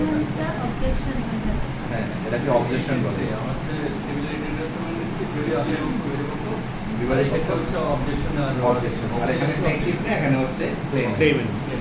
ঠিক আছে, আর এখানে যে একটা বিষয় আছে সেটা হচ্ছে অ্যাপেলেট ট্রাইব্যুনাল বা একজন হাইকোর্ট জাজ পদমর্যাদা থাকে অথবা সিনিয়র ডিস্ট্রিক্ট জাজ। ঠিক আছে,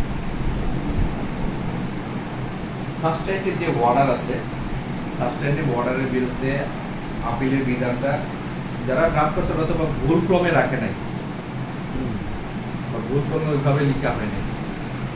এই জন্য সাবস্ট্যান্টিভ অর্ডার আমরা অর্ডারিং কি করি, অ্যাপিলেবল অর্ডার হলে আপিল করে আপিল করি অথবা রিভিশন ফাইল করি, অ্যাপিলেট করে রিভিশন ফাইল করি। এখানে এই সুযোগ নাই, দ্যাটস ওয়াই অর্ডারের এগেনস্টে সাবস্ট্যান্টিভ অর্ডার যেটা ফাইল করা লাগে, আপনার সুযোগ নেই রিট ফাইল করতে হবে। তো এই কারণে লেবার কোড লেবারদের ওয়েলফেয়ারের জন্য হইলেও এটার কারণে লেবাররা আটকে আছে বছরের পর বছর। কোম্পানিগুলো করে কি একটু দুষ্টামি করে, দুষ্টামিটা কি যে কোনো একটা লামসাম একটা অ্যাপ্লিকেশন দেয়, নামঞ্জুর হয়, তখন এটা সার্টিফাইড কপি নিয়ে তারা রিট ফাইল করে কোম্পানি রিট ফাইল করলো। এখন লেবার আপনার যেমন লেবার কোর্টে কন্টেস্ট করলে অল্প কিছু টাকা দিয়ে লয়ার হায়ার করতে পারে, কিন্তু রিট কন্টেস্ট করার জন্য তো একটা হাইকোর্টের আইনজীবী লাগবে, তখন তারা এটা মুভ করতে পারে না। মুভ করতে পারে না। এটা মানে দীর্ঘদিন চলে, তখন অনেক লেবাররা ফ্রাস্ট্রেটেড হয়ে মামলা ছেড়ে দেয়। ঠিক আছে, তো এই জায়গাটা হচ্ছে একটা লেবার একটা ডিফেক্ট। আমার যদি আপিলের ফোরাম থাকলেও তো তারা আপিলের পর আবার হাইকোর্টেই যেত, তাই না, একটা ফোরাম হয়ে যেত। কিন্তু তারা শুরুতেই লেবারদেরকে এমনভাবে মেন্টালি একটা ফ্রাস্ট্রেশনে ফেলায়, আলটিমেটলি ম্যাক্সিমাম লেবাররা কল করে শুধুমাত্র এই কষ্টটার কারণে। হ্যাঁ, আমার পেপার দিচ্ছে, আমার কপি লাগতেছে না, আমার জারির খরচ লাগতেছে না, সময় খরচ লাগতেছে না। লাগতেছে না। কিন্তু যখন কোম্পানি তো অডেল টাকা আছে, কোম্পানি রিট ফাইল করে চলে যায়। আচ্ছা, এখানে আমি একটা জিনিস ক্লিয়ার হতে চাচ্ছি কই, সেটা হচ্ছে অ্যাপিলেট কোর্টে, অ্যাপিলেট ট্রাইব্যুনালে লেবারের তাহলে কোন কোন বিষয়গুলো আছে? এখানে যেটা হবে ফাইনাল অর্ডার, ফাইনাল অর্ডার, শুধু এটি? ও, ওইটার পরে অর্ডার এসে শেষ। চূড়ান্ত সিদ্ধান্ত দিবে। তারপর? যেটা তারপরে এটা করার ফোরাম নাই রিট। ভাই একটু আর আর শুধু লেবার কোর্ট যেটা, অ্যাপিলেট ট্রাইব্যুনাল না, শুধু লেবার কোর্ট যেটা, সেটার সাবসিকুয়েন্ট অর্ডারের বিরুদ্ধে রিটেই যাবে। রিটেই যাবে। এটা হচ্ছে মূলত প্রসিডিং আর কি। আর শুরু থেকে যদি আমি প্রসিডিং বলি, যে কোন প্রসিডিং এর পরে কি প্রসিডিং, এটা হচ্ছে লাইকওয়াইজ সিভিলের মতনই। কি কি আমার ক্লেম সাবমিট করলাম, তারপর আমার ডিলে যদি থাকে তাহলে কন্ডেমনেশন অফ ডিলে পিটিশন আলাদা দেওয়া লাগে, ওটাই মুভ করলাম। যদি কন্ডন হয় তখন এসআর এর জন্য রাখে, এসআর হয়ে আসলে রেসপন্ডেন্ট অবজেকশন ফাইল করবে। ঠিক আছে, অবজেকশন ফাইল করার পরে তারপর এটা এডিআর এর জন্য যায়, অল্টারনেটিভ ডিসপিউট রেজলিউশন। হ্যাঁ। হ্যাঁ, যদি এডিআর ফেল করে দেন যেটা হয় ইস্যুস গঠন করে পুরো সিভিলের মতো। সিভিলের মতন, তারপর এটা পিএসএর জন্য চলে যায়। পিএসএর জন্য চলে দেন এটা PH প্রিলিমিনারি হিয়ারিং, যেখানে সাক্ষী যারা হয়, ঠিক আছে, দেন এটা ফাইনাল অর্ডারের জন্য চলে যায়। আর এখানে যদি বিবাদী পক্ষ উপস্থিত না হয় বা উপস্থিত হয়ে অবজেকশন ফাইল না করে, তখন একতরফা সিদ্ধান্তে চলে যেতে পারে। আর বাদী যদি একাধিকবার অনুপস্থিত থাকে, তাহলে এটা ডিডি হয়, যেটাকে বলে ডিসমিস ফর ডিসঅল, মামলা তদবিরের অভাবে খারিজ হয়ে যাবে। আচ্ছা, ডিডি হইলে ডিডি হলে, হ্যাঁ, ডিডি হলে আমাদের পরামর্শ দুইটা, এটাকে রেস্টোর করার জন্য মিসকেস ফাইল করে, কিন্তু আমি মিসকেস ফাইল করি না। মিস কেস ফাইল করলে সমস্যাটা কি? মিস কেস ফাইল করলে এখানে আবার বাদীর প্রতি নোটিশ জারি করতে হয়, বিবাদীর প্রতি আবার হিয়ারিং হয়, সাক্ষী হয়, দেন এটা মঞ্জুর করলে দেন এটা রেজিস্টার হয়। আমি সরাসরি করি কি 116তে একটা অ্যাপ্লিকেশন দিই, 116তে একটা অ্যাপ্লিকেশন রেজিস্ট্রেশন দেন, 1000 টাকা পর দিয়ে আমি রেজিস্টার করে দিই।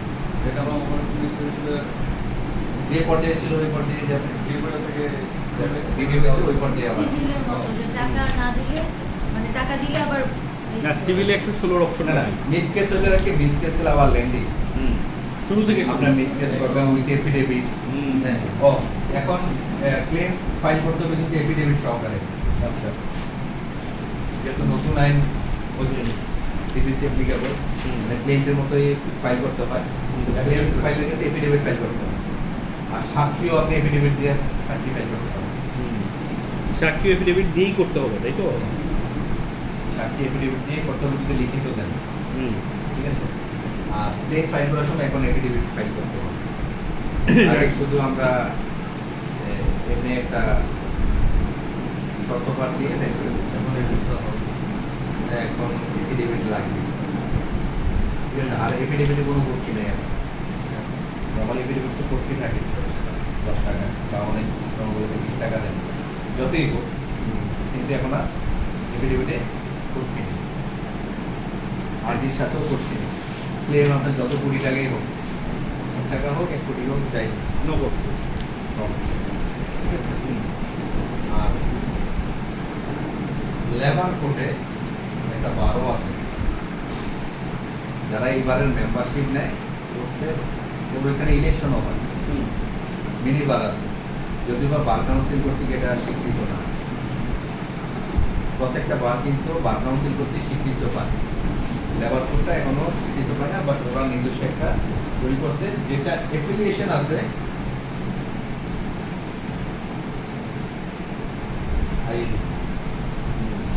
লেবার কোড বাড়ে।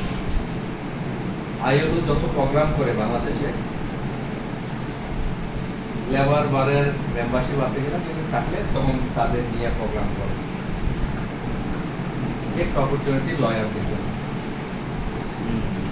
যে দেখা যায় লেবার উপরে কোর্স ওটা করলেই কি হয়েছে? না না, হ্যাঁ, যে লয়ার সে গিয়ে ওই আমরা ঢাকা মেম্বারশিপ নিয়ে না, এখন মনে করতো ঢাকা লেবার অ্যাসোসিয়েশন আছে, এখানে মানে 11,000 টাকা মতো, হ্যাঁ, ওখানে আলাদা ওদের অ্যাকাউন্ট আছে, আলাদা বেনিফিট এগুলো আছে, কিন্তু এটা আমাদের বার কাউন্সিল কর্তৃক স্বীকৃত না। আর ওরা কাজ করে মেইনলি দুটো ইনস্টিটিউশন, একটা হচ্ছে আমাদের শ্রম অধিদপ্তর আর একটা হচ্ছে আইএলও। ঠিক আছে, এই হচ্ছে বেসিক বিষয়।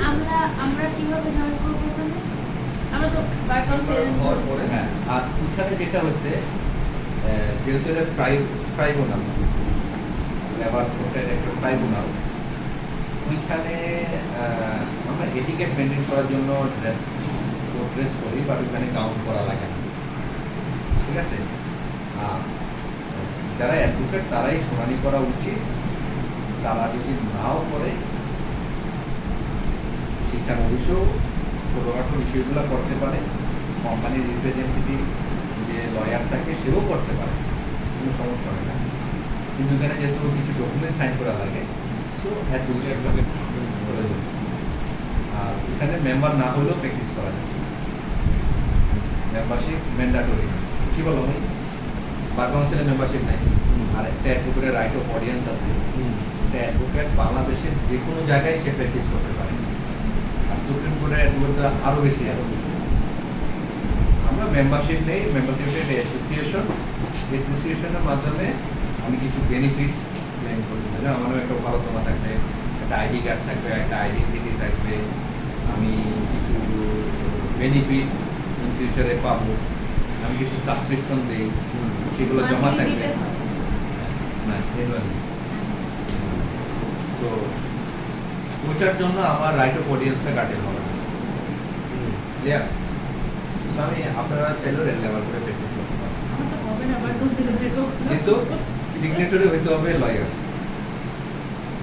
সাইন করতে হবে লয়ার।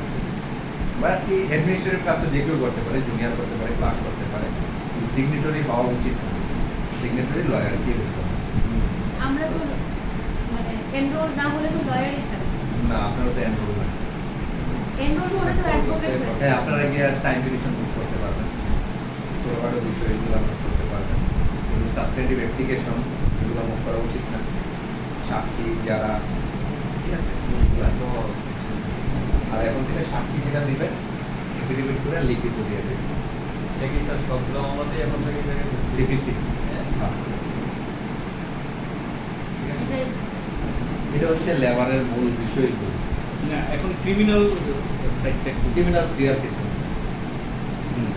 একই একই বিষয়। আমরা নর্মালি যে সিআর কেস বুক করি না, ক্রিমিনালের ক্ষেত্রে এটাই এখানে বলা আছে লেবার অ্যাক্টে যে কোন কোন কাজ করলে ক্রাইম হবে। যদি ওয়ার্কার পানিশেবল অফেন্স কমিট করে তাহলে কোম্পানি তার বিরুদ্ধে মামলা করবে। আবার কোম্পানি যদি ইলিগাল কোনো অ্যাক্ট করে তাকে কোম্পানি থেকে বের করে দেয় পারবে। এখানে ম্যাক্সিমাম বিষয় যেটা হয় সিভিল মামলা ক্ষেত্রে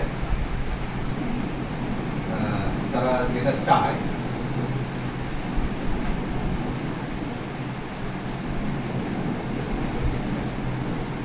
রিইনস্টিটিউশন চায়। রিইনস্টিটিউশনটা কি? আমাকে পুনরায় চাকরিতে বহাল করা হয়। রিইনস্টিটিউশন কখন হয়?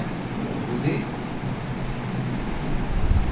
টার্মিনেট করে, ম্যাক্সিমাম ক্ষেত্রে। অন্য ক্ষেত্রেও আমি চাইতে পারি, ডিসচার্জের ক্ষেত্রেও চাইতে পারি যে কোম্পানি যেগুলো যে না সে ফিজিক্যালি ফিট না, আমি বলবো যে না আমি ফিজিক্যালি ফিট, আমি কাজ করতে আমার যে ডিউটি কার্ড আছে, আমার যে জব ডেসক্রিপশন আছে, সবার জন্য জব ডেসক্রিপশন তো এক না। আপনার জন্য যে জব ডেসক্রিপশন, ওর জন্য যে জব ডেসক্রিপশন, বাইরের জন্য যে জব ডেসক্রিপশন সেম না তো। আপনি গিয়ে প্রুভ করবেন যে না আমার যে জব ডেসক্রিপশন আছে আমি সেই কাজ করার জন্য ফিট, তো আমাকে পুনরায় চাকরিতে বহাল রাখা হবে। তখন কোর্ট অর্ডার দিয়ে তার চাকরি তাকে ফেরত দিয়ে দেবে। কোম্পানি যদি নাও চায়, কোর্টের অর্ডারে কোম্পানি বাধ্য তাকে চাকরিতে ফেরত দিবে। এটা কি শুধুমাত্র টার্মিনেট করে দিলে টার্মিনেট করলে, ডিসচার্জ করলে, রিমুভ করলে, বা যদি কোম্পানি পেমেন্ট না দেয় তখন পেমেন্ট না দিলে তো ক্লেম Claim করবো, করবো। কোম্পানি কোর্ট এটা এক্সিকিউট করে নেবে তার কাছ থেকে। এটাই কি মজার হচ্ছে এটার সাথে হয়েছে, তাই না? ঠিক আছে। আর ইনস্টিটিউট আমি ওয়ার্কার হিসেবে এক টাকার মানে একটা কজে আমি ইনস্টিটিউট চাইতে পারবো না। সেটা কি? আমি যদি রিজাইন করি। হ্যাঁ, রিজাইন আর আরেকটা কি জানি ছিল, যদি আমি কোনো বেআইনি কোনো কাজ করি, ডিসমিসাল না, ডিসমিসাল ওটাতেও ডিসমিসাল বা রিমুভালের ক্ষেত্রেও বেআইনি কাজের জন্য আমাকে কোম্পানি থেকে রিমুভ করতে পারে। বাট ডিসমিসাল একবারে এটা পানিশমেন্ট। রিমুভাল এর একটা কারণ হচ্ছে তার কাজে আমার ডাউট হচ্ছে বা তার বিরুদ্ধে কোনো কমপ্লেন আছে, তো তার কাজে আমি স্যাটিসফাই না, তাকে আমি রাখবো না, রিমুভ করে দিচ্ছি। অথবা সে একটা প্রাইম অফিসে অফেন্স প্রুভ হয়েছে। আর ডিসমিসাল হচ্ছে কোম্পানি আমার বিরুদ্ধে তদন্ত করে, ইন্টারনালি তদন্ত করে যখন আমার বিরুদ্ধে স্যাটিসফাই হয় যে না সে ক্রাইমটাই করছে, প্রুফ আছে, তখন আমাকে ডিসমিসাল করে দিচ্ছে। ঠিক আছে। সো আমি রিস্ট্রিক্ট চাইতে পারবো না। এক হচ্ছে আমি যদি নিজে রিজাইন করি, আমাকে যদি ফোর্সফুলি রেজিগনেশন নেয় তাহলে কিন্তু সেটা ভিন্ন বিষয়। যেমন আমার একটা মামলা, সে হচ্ছে ড্রাইভার, তার রেজিগনেশন লেটারটা হচ্ছে ইংলিশে, সে এখানে সাইন করছে, খুব স্ট্যান্ডার্ড ইংলিশ। তার একাডেমিক কোয়ালিফিকেশন হচ্ছে দেন 8 পাস, হেডমাস্টারের 8 পাস। তার মানে কি হেডমাস্টারে গিয়ে বলছে স্যার আমি ড্রাইভিং লাইসেন্স নেবো, একটা 8 পাসের সার্টিফিকেট দেন। তার মানে যে সে হচ্ছে বকল, টুকটাক লিখতে পারে, বাংলা পড়তে পারে। তার রেজিগনেশন লেটার হচ্ছে ইংলিশে, তারপর high standard English. Is it possible? Practically possible? Is it transparent? তখন আমি বলতে পারি যে the very resignation is forced, I may claim reinstitution of my job. তখন রিইনস্টিটিউট চাইতে পারি। এক। সেকেন্ড হচ্ছে আমি যদি স্বেচ্ছায় রেজিগনেশন করি, তার মানে তুমি নিজে তো চাকরি ছেড়ে গেছো, তো আবার তুমি ক্লেম করতে পারবে না। এটা কি হয়ে যায়, স্টপ হয়ে যায়, স্টপ হলে চলে যায়, রাইট? আর হচ্ছে আমাকে যদি চাকরি থেকে ডিসমিস করা হয়, মানে একটা অপরাধের কারণে আমাকে চাকরি থেকে হ্যাঁ চাইতে পারি, যদি আমি ডিসমিসটাকে চ্যালেঞ্জ করি। যদি বলি যে কোম্পানি যে ইন্টারনাল ইনকোয়ারিটা করেছে, ওটাকে ইনকোয়ারি বলে, এটা এনকোয়ারি বলে। EN ইয়া আই হবে তখন যখন সেটা জুডিশিয়াল অফিসার করবে, ই হবে তখন যখন অ্যাডমিনিস্ট্রেটিভ ক্যাপাসিটি যেটা হবে, আর ইনভেস্টিগেশন হবে যখন কোনো ব্যক্তি অথবা ল এনফোর্সমেন্ট এজেন্সি তদন্ত করে। ঠিক আছে, তিনটার পার্থক্য আছে। সো হবে না, যদি ডিসমিস প্রুভ হয় তাহলে আমি রেজিস্ট্রেশন চাইতে পারি না, আমি আমার ডিউজ ছাড়া অন্য কোনো ক্লেম আমি পাইতে পারি না। আদার দেন দ্যাট আমি আমার সব ক্লেম চাইতে পারি অ্যালং উইথ 25% কম্পেনসেশন, যদি 30 ডেজের মধ্যে সে আমাকে কি করে না, আমার সেটেলমেন্টটা কমপ্লিট না করে। ক্লিয়ার? ঠিক আছে। আর ইনস্টিটিউট খুবই ইম্পর্টেন্ট, এটা নিয়ে ম্যাক্সিমাম লেবার করে মামলা হয়। আপোষ যে কোনো সময় হতে পারে। আর ক্রিমিনাল মামলার ক্ষেত্রে যদি ওয়ারেন্ট ইস্যু করে, ফার্স্ট কাজ হচ্ছে তার বেল নেওয়া। বেলেবল তার বেল নেওয়া, না, বেলেবল কি না সেকশন? বেলেবল আছে, নন বেলেবল আছে। আচ্ছা, ঠিক আছে। হ্যাঁ, ফার্স্ট আমাদের জব হচ্ছে লয়ার হিসেবে তার আগে বেল নেওয়া, দেন কন্টেস্ট করা। আর সিভিল বলেন, ক্রিমিনাল বলেন, দুইটার ক্ষেত্রে লেবার করে আপোষের সুযোগ থাকে। একটা কোশ্চেন, ফ্যাক্টরিতে যে ওয়ার্কাররা থাকে ওরা যে ঝামেলাগুলো করে এগুলো এটার মধ্যেই করতেছে না? হ্যাঁ, এটা বলতেছে। যেমন যেমন এখানে দুইটা জিনিস,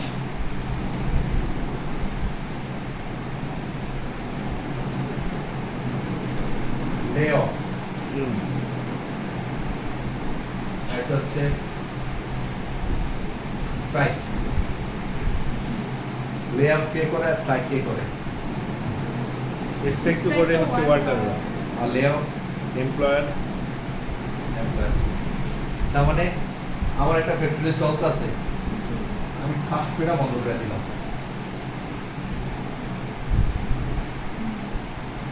ওদেরকে কাজে ঢুকতে দিলাম না, তখন স্ট্রাইক অথবা বললাম যে বাদ, তুমি চাকরি থেকে বাদ। সো ইলিগেল লে অফ করা যাবে না। ঠিক আছে, রিজনেবল কস্ট থাকতে পারে, মন্দা চলতেছে, আমার সব কিছু বন্ধ হয়ে গেছে, লসে আছি, এখন আমি উইন্ডিং আপে চলে যাব, এটা একটা ভ্যালিড রিজন। সো আমি যখন তখন যাকে তাকে আমি লে অফ করতে পারবো। আর স্ট্রাইক, আমি ইলিগাল স্ট্রাইক করতে পারবো না, আমি স্ট্রাইকই করতে পারবো না, স্ট্রাইক তো লেবাররা করে।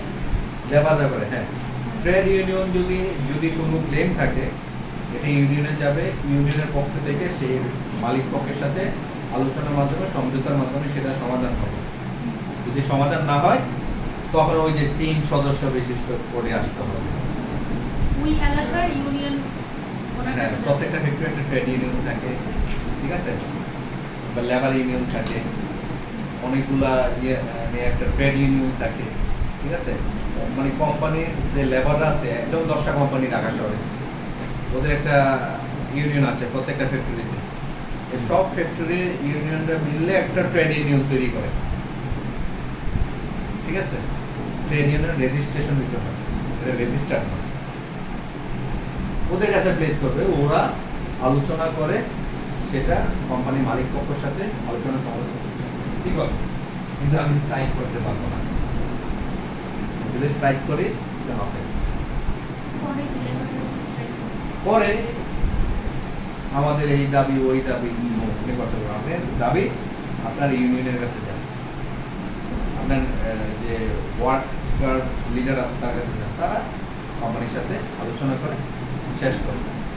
আর একটু আগে যেটা বললাম যে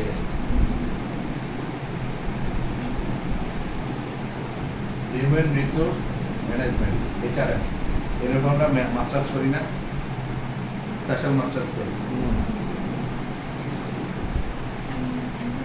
হ্যাঁ এমবিএতে কিছু আছে? এমবিএ তো করি। না মানে এমবিএ তো এইচআর এরই আছে পার্ট আছে।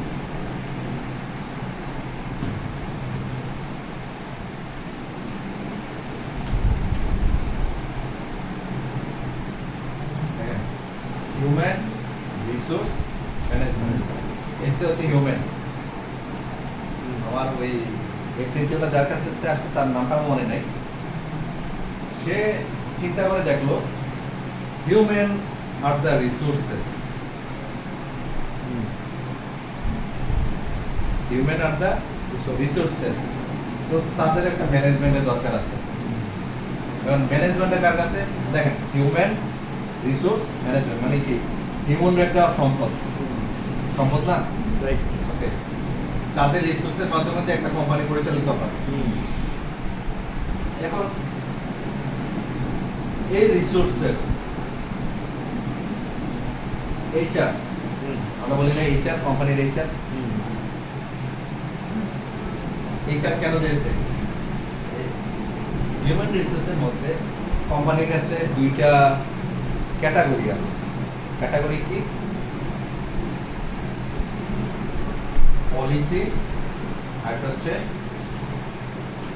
ওয়ার্কার। দুই ধরনের হিউম্যান থাকে একটা কোম্পানিতে,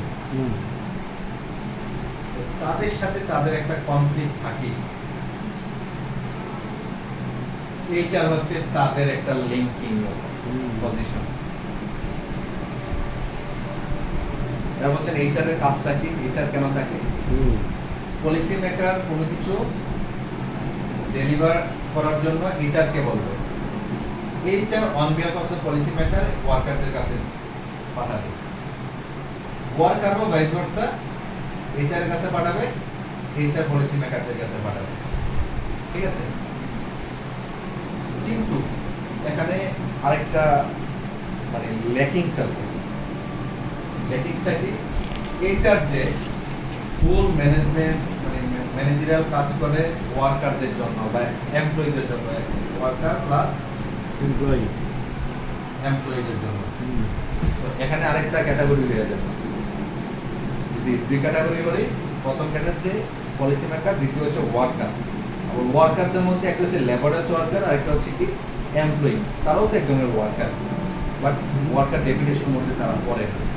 ঠিক আছে, তো এইচআর মূলত এই দুইটা ক্যাটাগরি নিয়ে কাজ করে। ঠিক আছে, এইচআর মূলত এই দুইটা ক্যাটাগরি নিয়ে কাজ করে। তাহলে এই পলিসি মেকার তাদের নিয়ে কাজ করে কারা?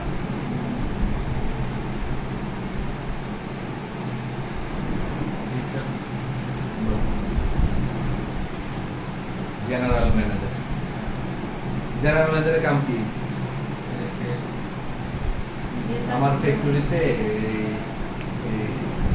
ওয়ার্কার এক্স, তার বায়োডাটাটা কি জেনারেল ম্যানেজারের কাছে থাকে, তার প্রোফাইলটা কি এর কাছে থাকে, তার কাজ আজকে সে কয়টা থেকে কয়টা পর্যন্ত কাজ করবে, 8 ঘন্টা কাজ করবে, এটা আমি বললাম না, এটা সবাই জানে। ওয়ার্কাররা 8 ঘন্টার বেশি কাজ করাইতে পারবে না। আবার 14 বছরের নিচে কোনো চাইল্ডকে আপনি লেভেল চাইল্ড হচ্ছে 14 বছর। কেন 14 বছর রাখা হয়েছে? ওই যে তার আগে তো চাইল্ড হয়ে যাবে। না না, মেজরিটি অ্যাক্ট অনুযায়ী কিন্তু 18 বছর। চাইল্ড লেবার হবে তাই।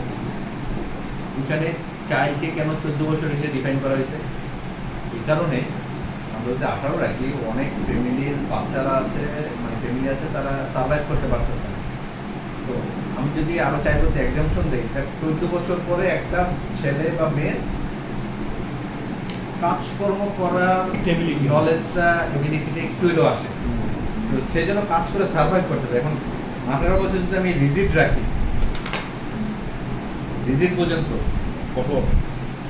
কঠোর একটা সিদ্ধান্ত রেখে 18ই হইতে হবে, তাহলে কিন্তু ওই নিম্ন শ্রেণীর যে ফ্যামিলিগুলা তাদের সার্ভাইভ করাটা মুশকিল হয়ে যাবে।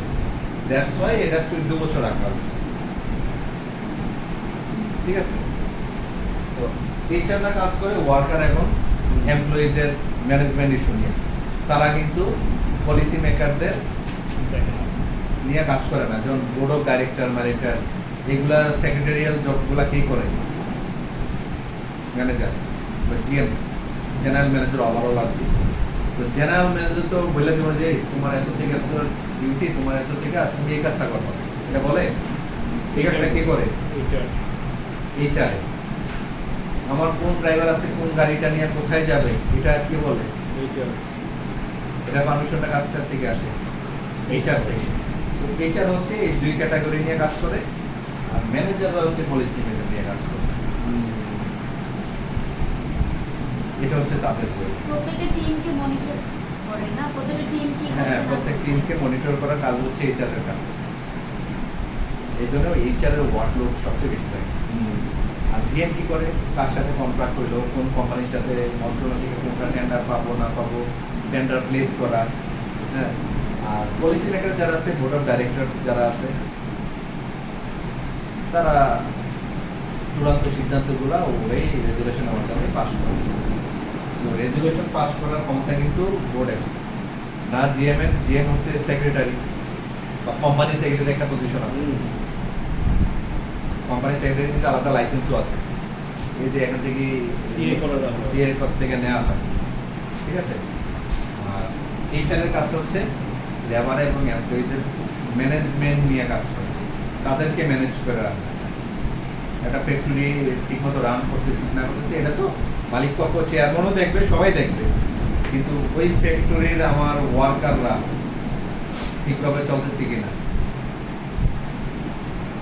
তো ওই আমি 200 জন ওয়ার্কার আছে, আমি 4টা টিমে ভাগ করে দিলাম, ওই টিমগুলো কাজ করতেছি না, এগুলা লুক আফটার করার দায়িত্ব কার? এইচআর। অ্যাডমিন আরেকটা পোস্ট আছে না, অ্যাডমিন। পোস্ট অনেকগুলো আছে, অ্যাকাউন্টিং আছে, অ্যাডমিন আছে। অ্যাডমিনও তো এইচআর এর মতো।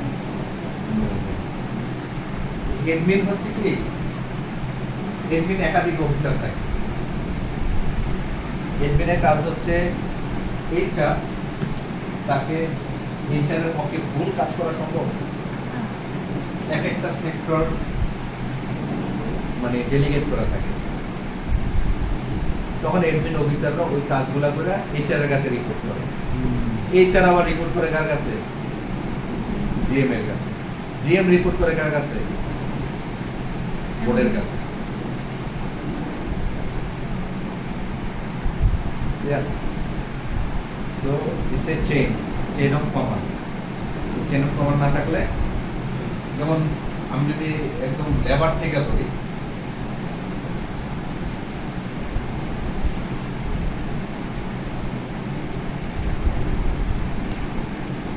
আমার 50 জন লেবার আছে,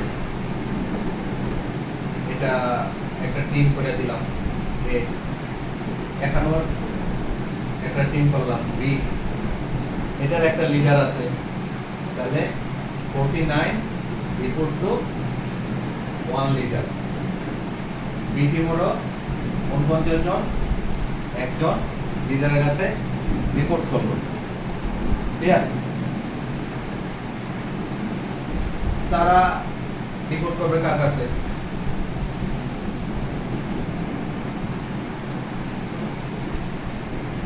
এই টিমের জন্য, ভিডিওর জন্য একজন এডমিন অফিসার, এখানে একজন এডমিন অফিসার, ঠিক আছে। লিডার আমার এডমিনের কাছে করবে, এটা লিডার এডমিনের কাছে করবে। এই দুই এডমিন অফিসার এইচআর এর কাছে করবে। এইচআর আবার অথবা যদি ম্যানেজার থাকে, ম্যানেজারের কাছে করবে। সো একাধিক ম্যানেজার থাকতে পারে, এই কোম্পানির জন্য একটা ম্যানেজার, ওই কোম্পানির জন্য একটা ম্যানেজার, ঠিক আছে। এই ম্যানেজার আবার জিএম এর কাছে করবে, জেনারেল ম্যানেজার, হোল কোম্পানির যে ম্যানেজার, সে আবার করবে বোর্ডের কাছে, তখন বোর্ডে সিদ্ধান্ত হবে।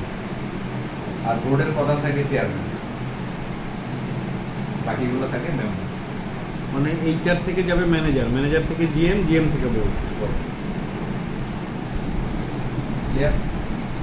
সো আপনারা যদি মানে না ধরতে পারেন যে কার কমান্ডটা কার কাছে যাচ্ছে, তাহলে লেবার প্র্যাকটিস করা, কারণ আপনার তো ইনফ্রাস্ট্রাকচারের ফর্মেশনটা বুঝতে হবে। বুঝতে হবে।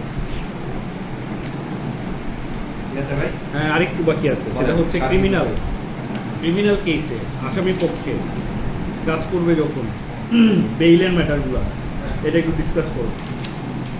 বেন, কোন কোন সেকশনে মামলা হয় ক্রিমিনালে? এখানে অনেকগুলো সেকশন আছে, একটা না। আচ্ছা। আপনি লেবার একটা ওপেন করেন, হুম, যদি লেবার একটা ওপেন করেন দেখবেন চাপটারই আছে, আমি বলতেছি। হুম। আচ্ছা, তাহলে একটু ক্রিমিনালটা আমরা নামাজের পর শুরু করি। একটু নামাজ পড়ে নিই, 5 মিনিট বিরতি। হ্যাঁ, ওকে ওকে।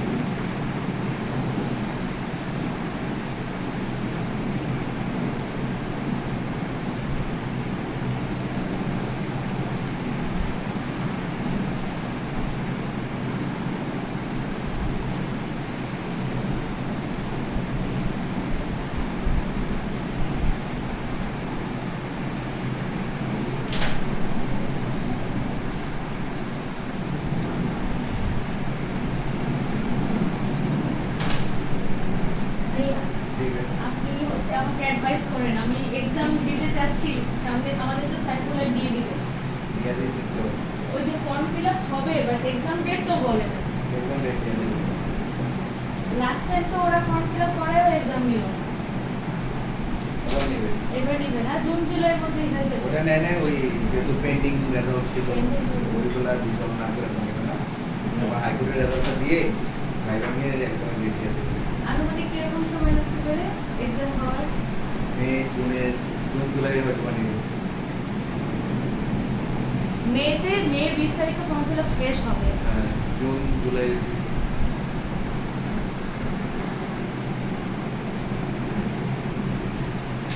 আমি কই গেছে হ্যাঁ, নামাচ্ছি। শেষ করে আসো very effective class for you thanks a lot and criminal দিকটা আমাদের ভালো করে ভাঙা যাবে ক্রিমিনালে কিছু টেকনিক্যাল বিষয় হ্যাঁ এই জন্য ক্রিমিনাল একটু টাইম নিয়ে আমাদের ভালো করে ভাঙা যাবে চা খাবা এখন আর একটু পরে আচ্ছা বাবু অন্যান্য চা নিয়ে আসো দুটা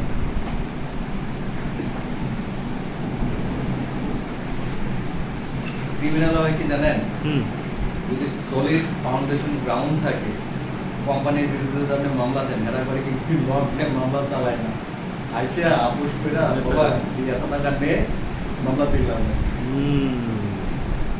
কিন্তু আমাদের কাছে যখন রেজিগনেশন নিয়ে আসে তখন ক্রিমিনাল মামলা দেওয়া মুশকিল রেজিগনেশন নিয়ে আসছো যে তুমি রিজাইন দিছো কেন তুমি রিজাইন দিছে অর্ডারও কথা থাকে রিজাইনও দিবে আবার আবার মামলাও নিয়ে আসছো ক্রিমিনাল মামলা করবে রেজিগনেশন দেওয়ার পরে ভাইয়া, অনেক সময় হয় যে কোম্পানি এত ব্যাড বিহেভ করে যে আমাকে রেজিগনেশন দিতেই হবে। টাকা ঠিক মতো দিচ্ছে না, মিসবিহেভ করতেছে, থাকে না অনেক কিছু, তখন তো দেখা যায় যে তখন করবেই। রেজিগনেশন ধরেন রাতুল ভাইয়ের জায়গায় আমি আপনার আমার ভালো লাগতেছে না কিন্তু সরাসরি আমি আপনাদের মানাও করতে পারতেছি না জি আপনার লোক আমি এমন আচরণ করবো আপনি ভাবতে পারবেন না আমার হ্যাঁ। চেম্বার ছেড়ে চলে যাই তো সে তো টেকনিক্যালি এটা করে আর কোম্পানি টার্মিনেট করে না না পারতে কেন সে জানে টার্মিনেট করলে আবার আমাদের চাকরির বেলা দল লাগবে অথবা তারা আমার ফাইন দেওয়া লাগবে এর চেয়ে ব্যাপার তার লোক আমি বাজে ব্যবহার করে চাকরি ছেড়ে দিলাম নাকি সেটাই হ্যাঁ, better। কেন বলতেছি, আমার হাজবেন্ডের অ্যাডমিন থেকে ফোন দিছে, মানে ওর সিনিয়রকে, এটা বছর 4-5 বছর আগের কথা, দিয়ে ফ্যামিলি হচ্ছে ফ্যামিলি ইস্যু তুলছে যে আপনার এক্সট্রা ম্যারিটাল কিছু আছে নাকি, বা মানে কোনো একটা জায়গায় পিঞ্চ করছে, তো উনি আর এটা টলারেট করতে পারেনি, রিজাইন করে ফেলছে। ওটাই খারাপ তো আমার ব্যবহার করে। হাজবেন্ড বলছে যে এরকম কিছু বললে তুমি কি করবা, তখন আর কি, যে কোম্পানি মানে ছাটানোর জন্য এই এই আজকের পর policy- ভাইয়ারে ভালো দিতে পারবা অ্যাডভাইস দিতে পারবা কয়জন খাবা আরেকটা খাবা নাকি যাই আসলে আমি না হাইওয়ে একটা মিস করে দিবা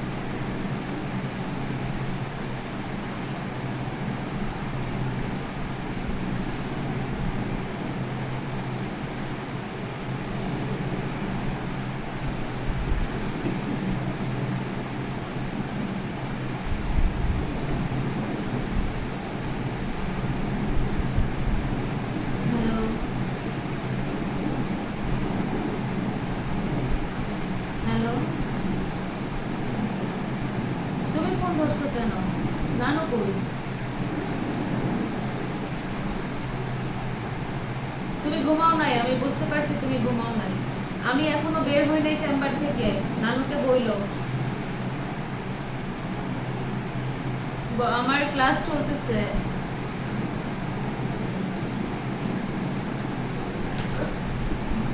ক্রিমিনালে বেশি কিছু না, ক্রিমিনালে যে বিষয়গুলো আছে কোনগুলো অপরাধ চ্যাপ্টার 19 বলা আছে। চ্যাপ্টার 19 অফ চ্যাপ্টার 19 বলা আছে কোনো অপরাধ সংঘটন হলে আপনি শ্রম অধিদপ্তরে জানাতে পারেন, অথবা ভুক্তভোগী সরাসরি কোর্টে মামলা করতে পারে। শ্রম অধিদপ্তরে জানে, ওরা যদি ভেরিফাই করে দেখে যে ট্রুলি কমিটেড দ্য অফেন্স, তখন তারা এসে মামলা করতে পারে। এটা কোম্পানি হইতে পারে অথবা ভুক্তভোগী বা ওয়ার্কারও হইতে পারে, কোম্পানির মধ্যে যত এটাও ঠিক আছে। আর এখানে একটা লিমিটেশন আছে, আমরা জানি ক্রিমিনাল মামলা কোনো লিমিটেশন নাই, বাট কিছু মামলা আমরা দেখি লিমিটেশন আছে। এনে একটা মামলা, একটা তাই না? তো জেনারেল ক্রিমিনাল অ্যাক্টে কোনো লিমিটেশন নেই, এখানে লিমিটেশন আছে 6 মাস। ভাই এটা কিসের জন্য 6 মান্থস? অপরাধ সংগঠনের পরবর্তীতে 6 মাসের মধ্যে মামলা করতে হবে, ঠিক আছে। মানে আমার বিরুদ্ধে কোনো একটা অপরাধ করলো কোম্পানি, আমি শ্রম অধিদপ্তরের পরিচালককে জানাইলাম, উনি দেখলাম যে 5 মাস হয়ে গেছে এমন কোনো অ্যাকশন নিচ্ছে না, তখন আমি কাজ করে মামলা করে দেবো বলে পারি, কারণ আমার 6 মাস চলে গেলে পারবো না। আর 6 মাসে এখানে কনভেনশন ডিলের বিধানও রাখে না সিভিলের মতো, আমাদের 6 মাসের মধ্যে মামলা করতে হবে। ক্লিয়ার? যেমন মানে একটা প্রফেশন দেখাই আপনাকে, যেমন 289 এখানে বলছে কি নিম্নতম মজুরি হারের কম হারে মজুরি প্রদানের দ্বন্দ্ব। মজুরি নিম্নতম মজুরি হার কে নির্ধারণ করে? শ্রমিক দপ্তর মালিক, না, ট্রেড ইউনিয়ন। নো। একটা নাম আছে পরিচিত,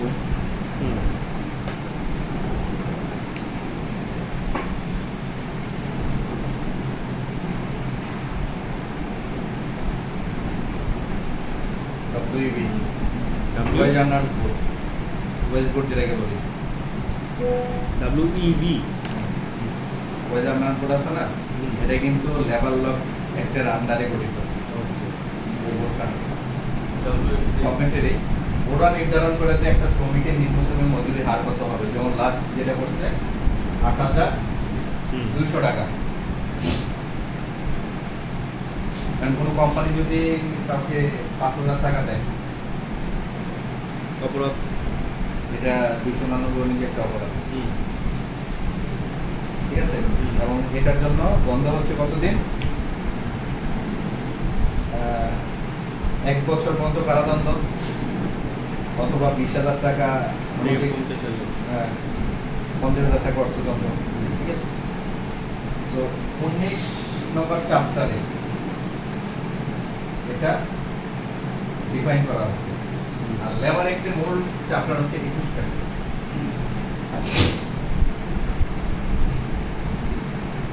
21টা কি? লেবার অ্যাক্ট হওয়ার আগে কিছু অর্ডিন্যান্স আছিল, কিছু অর্ডার ছিল, হ্যাঁ, ইন্ডাস্ট্রিয়াল অর্ডিন্যান্স ছিল, কিছু অর্ডার ছিল। তো এরকম মূলত 21টা ইনস্ট্রুমেন্ট ছিল। ওই 21টা ইনস্ট্রুমেন্টকে একসাথে কম্পাইলেশন একটা অ্যাক্ট তৈরি করছে, এটা হচ্ছে লেবার অ্যাক্ট 2006 সালে। তো criminal as simple as that, 6 মাসের মধ্যে আমি কোনো অপরাধ হওয়ার পরে আমি সমাজের পরিচালক আমাদের কাছে অভিযোগ দেবো, মানে সমাজের অভিযোগ দেবো, ওরা স্যাটিসফাই হলে ওরা এসে মামলা করবে, অথবা ভুক্তভোগী নিজে মামলা করতে হবে, যেটাই করুক 6 মাসের মধ্যে করতে হবে। সেটা হলো সিআর মামলা। আর একটা ক্রিমিনাল মামলা যেভাবে চলে, সিআরপিসি যে প্রসিডিং ফলো করে, এখানেও সেই প্রসিডিংই ফলো হবে। এটার এগেইনস্টে লেবার অ্যাপেলেট ট্রাইব্যুনালে আপিল হবে। ভাইয়া যদি কোনো এমপ্লয়ি ওয়ার্ক প্লেসে মারা যায় তাহলে ওটারও কম্পেনসেশনের বিধান আছে যে তার জন্য কম্পেনসেশনের ব্যবস্থা করবে এবং ট্রেড ইউনিয়নের মেম্বার হলে ট্রেড ইউনিয়ন থেকে একটা কম্পেনসেশন পাবে, সম্মতি দপ্তর থেকে একটা কম্পেনসেশন নর্মালি পায়। দেয় না 10,000 15,000 1 লাখ টাকা দেয় না, আগুনে পুজো মারা যায় দেয় না। এটা কি তারা আমাকে দাম দিচ্ছে না এই আইনের বাধ্যবাধকতার বিধানে দিচ্ছে? আমরা তো নিউজে শুনি 50,000 টাকা করে দিচ্ছে, না কোম্পানিতে আপনি কাজ করছেন তখন মারা কোম্পানিও দিবে ইউনিয়ন। আবার এটাকে নির্ধারণ করা থাকে কত ট্রেড থেকে? ইউনিয়ন একাধিক আছে তো, জি আমি কিন্তু একাধিক ট্রেড ইউনিয়নের মেম্বারশিপ নিতে পারবো। একটা নিতে হবে। যদি নেই এটাও চ্যাপ্টার 19 এক সেকশন অনুযায়ী এটা একটা অপরাধ। ক্লিয়ার? এটা কি বেলেবল সেকশন কোনগুলা? 289? 21 এইগুলা নরমালি বেল হয়ে যায়, 29 ওরা যদি কম্প্রোমাইজের কথা বলে চলে যাবে। হুম। তো এখানে সাদা অ্যাকচুয়ালি কমই হয়, কারণ হচ্ছে ম্যাক্সিমাম মামলা আপোষ হয়ে যায়। ক্রিমিনাল যতগুলো আছে লেবারে সবগুলো। ম্যাক্সিমাম আপোষ হয়ে যায়, আপোষে শেষ হয়ে যায়। লং রান চলে সিভিল মামলাগুলো। আচ্ছা ক্রিমিনাল যতগুলো সিভিল হচ্ছে কি যেন অনেক ক্লেম থাকে তো কোম্পানি ডিলে করতে, যেটা বললাম ডিলে টেকনিক খেলে শেষ পেশ অথবা ওদের আপোষ করে এরও দেয় যে এত বছর মামলা চালাইছি এখন যা পাই চলে যায়। কারণ ওয়ার্কার তো এমন না যে সরকারি চাকরি দেবে সে তাকে সাসপেন্ড করে রাখছে, সাসপেনশন অবস্থায় সে অন্য কোথাও চাকরি করতে পারবে না। ওয়ার্কার তো এক জায়গাতে চাকরি গেছে আরেক জায়গায় চাকরি করবে, সে এখন ওই চাকরি মেনটেন করবো না কোর্ট মেনটেন করবো, তাই না?